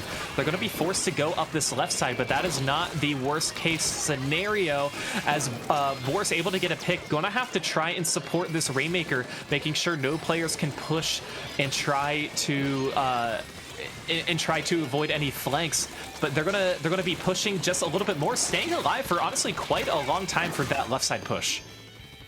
Yeah, without being able to get any momentum going forward, that made it really difficult for them to push. But one thing I will say for the pushing lanes on this map, they do funnel the enemy team into pretty much a straight line. It's not the easiest thing to flank that sort of a position.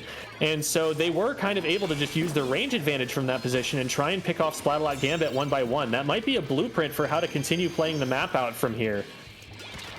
We're seeing a lot of players go down, but again, it's still in favor of Splatalot Gambit as they do have the lead, but don't be surprised if DistInkt can pull something as they've been trying. I mean, it's hard because now you are kind of forced to keep this Rainmaker unless maybe Splatalot Gambit were to pick it up, or it could get reset, that works too. But Splatalot Gambit has a little bit more map control, and now players are going to have to kind of funnel towards mid, but that's going to be really hard for the Brush as they are going to go down, but that chicken, the chicken getting the nice snipe. Oh, and then another snipe from the chicken. All right, we have a chicken main. Feed your chickens a little bit extra tonight because they have earned their keep. Their coop? I don't know. I like that. I like that one. FLC fan picking it up as they have before. Interesting to have the Tetras be the ones picking it up. They are moving forward with it and trying to clear out the ledge here. This is maybe I don't know that I like this location if they're trying to stall the Rainmaker, and pushing it through this lane is always a huge risk because you end up giving the enemy team so much height advantage like we talked about on the previous set. So they're kind of the big disadvantage I think of pushing it that way though is that you give the enemy team their preferred lane to push, which is the right hand side, as soon as they splat you. You put the Rainmaker in position for that push to happen, and it looks like that is happening right now. DistInkt, only one player in their way, and now they're going to be able to take lead, and it's going to be a big lead too. They have a big trail painted in front of them. This is exactly the sort of lead they need. Can they KO? Not quite, but a push to 4 with a minute left, you gotta look at that and like what you're seeing if you're DistInkt here. Oh, and Tiger is not done with it. They get 2 picks, and they're going to try and keep the push right here, right now. The pop is going to go off. It is going to take out Tiger, and that is going to be it. DistInkt taking us one more game further. It's at least going to be a game 6 at this point in time. Wild set swinging back widely back and forth between DistInkt and Splatalot Gambit. We are seeing a battle of 2 very different play styles. And the counterpick war is going to be really interesting to watch for the rest of this finals. You know, I was almost certain that Rainmaker was going to be reset, or that Splatalot was going to have to scramble and try and reset. But the pressure from Tiger, the roller, getting that triple, just getting these players as they were able to feed in. I'm surprised they got that dunk. It was absolutely incredible. But like you said, the counter picks mean this much more as we go further into a game 5. With us now being tied up 2-2. And here's the thing, we've played every single mode that has come up. So, you know, it's like if you're DistInkt, you're going to be looking at any splat zones at Rainmaker. If you're Splatalot, you're going to be looking at tower control clan blitz. And, you know, I don't know if Splatalot, they'll have an option to do a tower control counter pick since they had one on it recently. I know it wasn't their most recent, but that's something to consider. I mean, just... I think you want to counter the roller, and we kind of talked about that a little bit before, but it looks like the counter pick is going to be splat zones on the reef. You know, since we went through all the modes, this definitely is one that is a possibility. So I think with the roller, especially having splashdown jumping off of these bridges and landing on the zone, that might be a key win to their victory. Yeah, and the roller is also going to be really strong on the lockout situation because there's so many blind ledges and so many blind corners that you have to drop down over and walk around as the defending team trying to just get back into your own street if you're going through the middle. Careless players are frequently picked by a sharking ambush weapon there. Ooh, backline list from DistInkt. We have not seen this yet. They're going full aggro to, I guess, try and match the aggression here from Splatalot Gambit. This is really interesting. I'm curious to see how this shapes out. Yeah, and we want to point out Thun using the K shot. They were the ones who were using the charger prior to the last few matches, and now it looks like DistInkt trying to get a little bit control of the zone, but it's just going to be a mad skirmish here with Splatalot Gambit having control of the bridge. And as we said, the splashdown from the bridge, that is going to help them cap, but it's just going to be a 2v1, so that's definitely going to be in the favor of Splatalot Gambit right now, as they do have the lead in the brush trying to take out the K shot. They are able to take them out, and Splatalot Gambit getting a lot more map control early on in this match. Splatalot Gambit definitely playing more around their teammates in these scrappy fights. Tiger got kind of left alone on bridge there, was lucky to even make it down onto the ground in the first place. So while there's some good objective focus from DistInkt there, they're going to need to help get the picks, and that was a good way to start it. Tiger getting 2. Yeah, Tiger helping, preventing all the Splatalot players from jumping in. And now we see DistInkt trying to push up a little more, trying to take out these Tetras who are on the bridge. They're going to have to try and flank, but Tiger going to be using a splashdown, taking them down. 2 players down now on Splatalot, as DistInkt able to still just win these 1v1s. They don't have the lead quite yet, but if they keep this up, they're going to take the lead in no time. They are now in the one phase before you can get to the lockout. You have to force your way up into street. You have to get pretty far in to start a lockout on this map. And with the bubbles coming in and everyone armored up, that is not going to happen yet.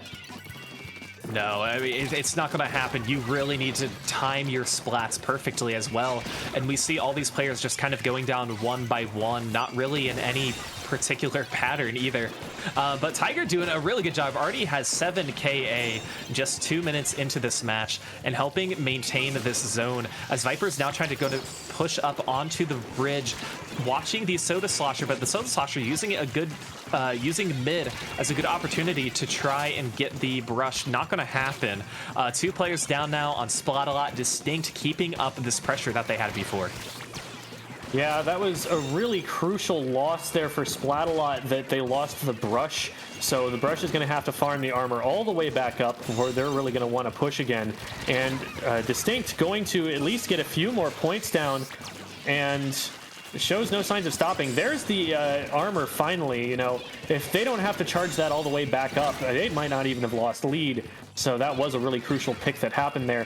DistInkt in control for now. Mooj in a really powerful position, being the longest ranged weapon on the map, believe it or not.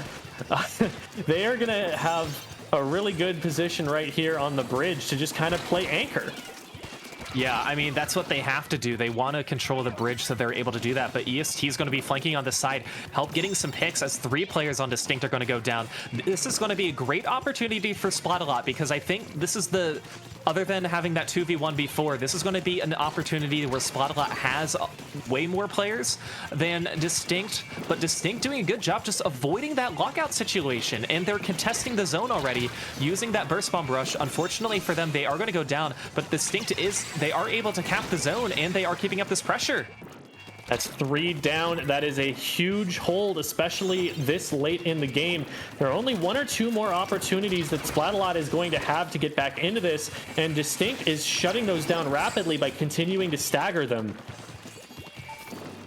And now with 1 minute remaining, DistInkt trying to keep up this pressure, and they are. You're right. This is where the lockout shines, and that is going to be wipe. This is going to be really hard for Splatalot Gambit to try and respawn. Tiger already in a very good position, watching these ledges. Tetras are going to drop down early. We do see a brush flanking all the way on the side. They're going to be the ones who have to try and break into this zone, but it looks like they won't have enough time. And game number 5 is going to go to DistInkt. Yeah, beautiful lockout there from DistInkt at the end. Splatalot, you know, you can say maybe that they needed to focus a little bit more on running past the enemy team, trying to circumnavigate them instead of trying to fight them, since they didn't have the time to fight them. But trying to circumnavigate a roller who's sharking under the ledge is like, how do you avoid an invisible threat, right? You just have no idea where they're going to be. So very, very low percentage situation there for them to have to try and push out of. Great counter pick choice there from DistInkt. That was exactly the kind of map that favors them and their playstyle. And so now it's time for Splatalot Gaming to play towards Team Chaos a little bit, throw a wrench in the machine a little bit, and see if they can pull out something that'll force DistInkt to play a little bit more scrappy and allow Splatalot to apply that overwhelming pressure that we saw on their two, need I repeat, overwhelming victories that they had on Tower Control and Clam Blitz earlier. Yeah, but it looks like we're going to be moving into Rainmaker on Manta Maria. So again, this is where the sloshers are going to shine, just being able to get up on these ledges. Tetris 2 popping out of these corners and trying to get these splats. Let's see if we keep up with the Soda Slosher range. Maybe we'll even take it down a notch. Maybe we'll do a regular slosher. But we've seen so many skirmishy 1v1 so far. It's not uncommon that DistInkt has all had double-digit splats, just based on how well they're able to support and just gravitate towards the objective and splat these Splatalot players. But Splatalot, knowing that this could be the last game of LSL, this is their best opportunity if they want to try and make it a 3-3 to potentially go on to game 7. Look, nothing against DistInkt. I want a game 7. So let's go Splatalot. We are not biased here, though, and let's take a look at the comps, as we've always seen some interesting picks, and like we said before, the Soda Slosh are going to be the longest range. I don't believe we have many changes at all on either team. Except for maybe there was a Kenza Jr. and now it's a Vanilla Jr. on the side of DistInkt. But yeah, there's going to be a quick fight towards mid as they're going to try and win these 1v1s. One player's going to go down on DistInkt. Splatalot now has a little bit of the advantage. They have the player advantage, but no, some specials are now going to be used on DistInkt, and the brush is going to be going down to a bomb. And these are the moments where it's really hard because there's really not much you can do. You want to navigate the map, but unless you get those picks, there's really no point in picking up the Rainmaker. Incredible play there from FLC Fan. Unfortunately, the splashdown ending up being their undoing, and the advantage will go to DistInkt instead. Rainmaker trying to get over the cut here, but the brush is causing problems up on the bunker. This is probably not going to be a safe jump at all. They're only going to get... Oh no, wait a minute. Thun with the outplay on the Tetra Dualies with the Rainmaker. And now all of a sudden, this is a much better push for DistInkt. Yeah, and that just goes to show how important it is to be patient in Rainmaker when you do have the Rainmaker. So getting to 46, making it over that jump too is something on its own. And 3 players are now going to go down. Ooh, and but the Rainmaker is going to reset too. So this is where Splatalot, they need to push up and control mid. They want to pop the Rainmaker, but they also want to paint around mid and potentially get that flank, and that's what FLC is going to be doing. They are able to pick up the Rainmaker. FLC now trying to spot some of these players, and that's going to be a really nice push and for the lead, almost dropping all the way down. Yeah, just really fast push in there. Oh, but FLC able to go and grab it again. I like how we just keep calling them FLC, even though it's not the analyst from Australia. Different person, I would assume here. You don't know that for sure. But true. I suppose we don't. But DistInkt picking it up. They're going to have to make a little bit more of a push. They have to be able to drop it off the ledge, but they don't have to drop it very far off the ledge. It's still very doable. I wouldn't call 34 like a straight up winning push that you want to just stall out at this point, especially, I mean, this is Splatalot Gaming. They're not playing to stall. They're playing to keep you stuffed up in your base. So, Right. Now, we've seen the aggression from both of these teams. There's no way that either one is going to stall because they know how the other team plays. They know how aggressive that they want to be. But right now, it's looking good for Splatalot Gambit. Even though DistInkt has a little bit more map control, being able to throw those suction bombs, avoiding them jumping over the ledge. And now it looks like Splatalot Gambit going to be picking up the Rainmaker to try and extend their lead. But no, Tiger was there ready to get that splat. Tiger now trying to fish out some of these Splatalot Gambit players pushing up on the ledge with the help of their Soda Slosher. They have a lot more map control now.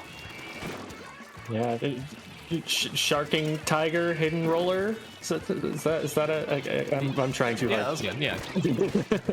We've got Mooj pushing in with a bomb rush into the enemy street, and they've got the jump happened to be the Tetra Dualies, which is not going to be an easy thing to lock down the way that they wanted to. Really needed a bomb for that and didn't have it in time. So going to be an even trade there, and map control still pretty contested for both teams. One does end up going down on DistInkt, so Splatalot going to be popping armor and missiles and trying to go in here, but can they even find a fight right now? Tiger's taking it to them. Tiger goes down in street, but meanwhile DistInkt is picked up and is starting to form up around the Rainmaker and trying to get a push going. They don't need to get very far. Again, it's hanging on a thread right now. Couple picks go down, and they're going to try and make the jump over cut, but I don't think that they're going to have an even road ahead of them to be able to get to the goal. Yeah, unfortunately for Splatalot, unfortunately for DistInkt, having the pressure of the players being able to flank and push you in one direction or another, it's going to make it that much harder. But now DistInkt picking up the Rainmaker, this will be enough for the lead. It is. Tiger coming up absolutely clutch there. Right as we're saying, oh, it seems like it's drying up, Tiger just gets one, and then gets another trapped in Clamdle, and then gets another one in front of the Rainmaker, and all of a sudden, the shoe is on the other foot. Splatalot Gaming now forced to make the overtime push when they've been in the lead the entire game so far. Yeah, and right now for Splatalot Gambit, it's a different game. For DistInkt, it's a different game. You have a different mindset. Okay, now Splatalot Gambit, they have the Rainmaker with just 7 seconds left, but 2 players are down on DistInkt. They're going to be taking it up this left side now, as they have a little more height, but they still have... It's going to be in a really hard spot, but no, the Slasher was able to sneak up there and get the win and get DistInkt the LSL 22 victory.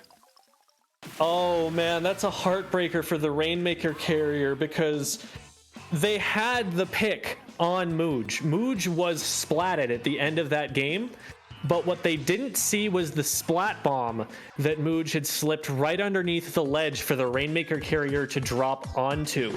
They were kind of the last line of defense for DistInkt there, and Splatalot Gaming was very close. As soon as you can get off of the decks there, you are very close to the goal, and the points tick down very, very quickly. It's a very dangerous push that they had started there, but that one last-ditch effort to make a Splatoon pun, I suppose, that Mooj was able to make there saves the game and prevents a Game 7.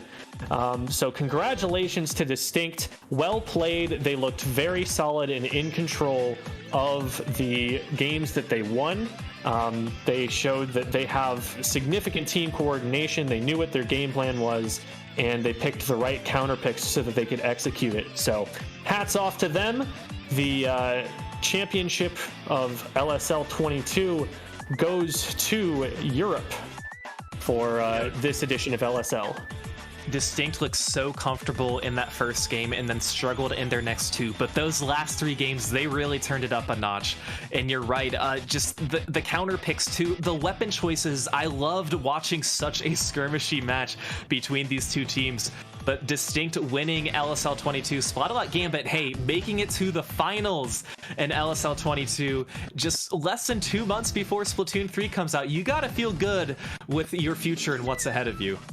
Absolutely, especially with how dominant those 2 maps that they won were. If there's a quick respawn super jump meta in Splatoon 3, that's going to be a little spooky. Yeah, absolutely. That certainly is. But hey, that is going to be it for LSL. Thank you guys for watching so much. We appreciate it. I'm Falco. This is Gem. Make sure you guys follow all of these staff and TOs for LSL. All of these this is such a fun tournament to commentate. Gem, we had the pleasure of commentating the last LSL, and I, of course, had the pleasure again. It was a lot of fun. So, Gem, where can we find you? I do full-time content creation for Splatoon 2 under the brand of Squid School. So you can find me on Twitch, on YouTube, on Twitter, on TikTok. So I've got a whole bunch of content that I'm putting out right now. And where can they find you, Falco? Yeah, you can find me, FalcoFlyer11, on Twitter and FalcoFlyer on Twitch. I will be hosting the final week of Friday Night Frenzy happening next Friday, July 22nd at 9 p.m. on the Splatoon Tourney Twitch channel. But hey, before we head out, we just want to say thank you again, and we are going to be go rating IPL because apparently there's a wonderful tournament called SAC going on. So if you are wanting to watch some more Splatoon action, which I know you are, because what else are you going to do on this lovely Saturday? You guys are headed in the right place because we will take you there. So we hope you guys have a fantastic day. Okay. In just a second, we do have an ad read for Freshwater Shoals. So let's get that situated here. Introducing Freshwater Shoals. Freshwater is a new draft system by Malway IT designed specifically for casual players. If you have below X rank or have never played competitive Splatoon before, you can play. Drafts are a great way to play private battles. Simply request a match and our bot will notify players that you can play. There are 5 modes to choose from. Ranked modes in Turf War are the classics. We have classic Splatoon modes, and you played 1 until reaches 4 wins. So you gotta play 4 to. Sorry, I'm trying to read this and understand it as I'm reading it. But yeah, you want to play 2, you get 4 wins. And we also offer 3 mini games: Hide and Seek, Juggernaut, and finally Spawn Rush. The grand opening is Sunday, July 24th at 3 p.m. UTC. If you'd like to sign up or know more, head over to our Discord at discord.io/MalwayIT or find us on Twitter at MalwayIT. And you should definitely be in the Molaway Discord anyway. There are a lot of competitive resources in there and a whole bunch of tournaments that are run out of that as well. So definitely a great place to be for any competitive Splatoon player, really. Yeah, it's the draft systems they're a great way to meet players, because a lot of times I get asked, okay, how I want to get into competitive Splatoon, what do I do? And these draft systems, they're a great way to be able to voice chat with other players who are looking to get into gaming, and especially one that's dedicated towards a lower level players who aren't necessarily X rank or ready to hop into comp. It is a fantastic resource. Absolutely. Well, we don't want to keep you waiting because SAC awaits and we are about to go and raid them. So thank you again, everybody, for watching. Go check out Freshwater Shoals and say hi to SAC for us. This is Jem and Falco signing out.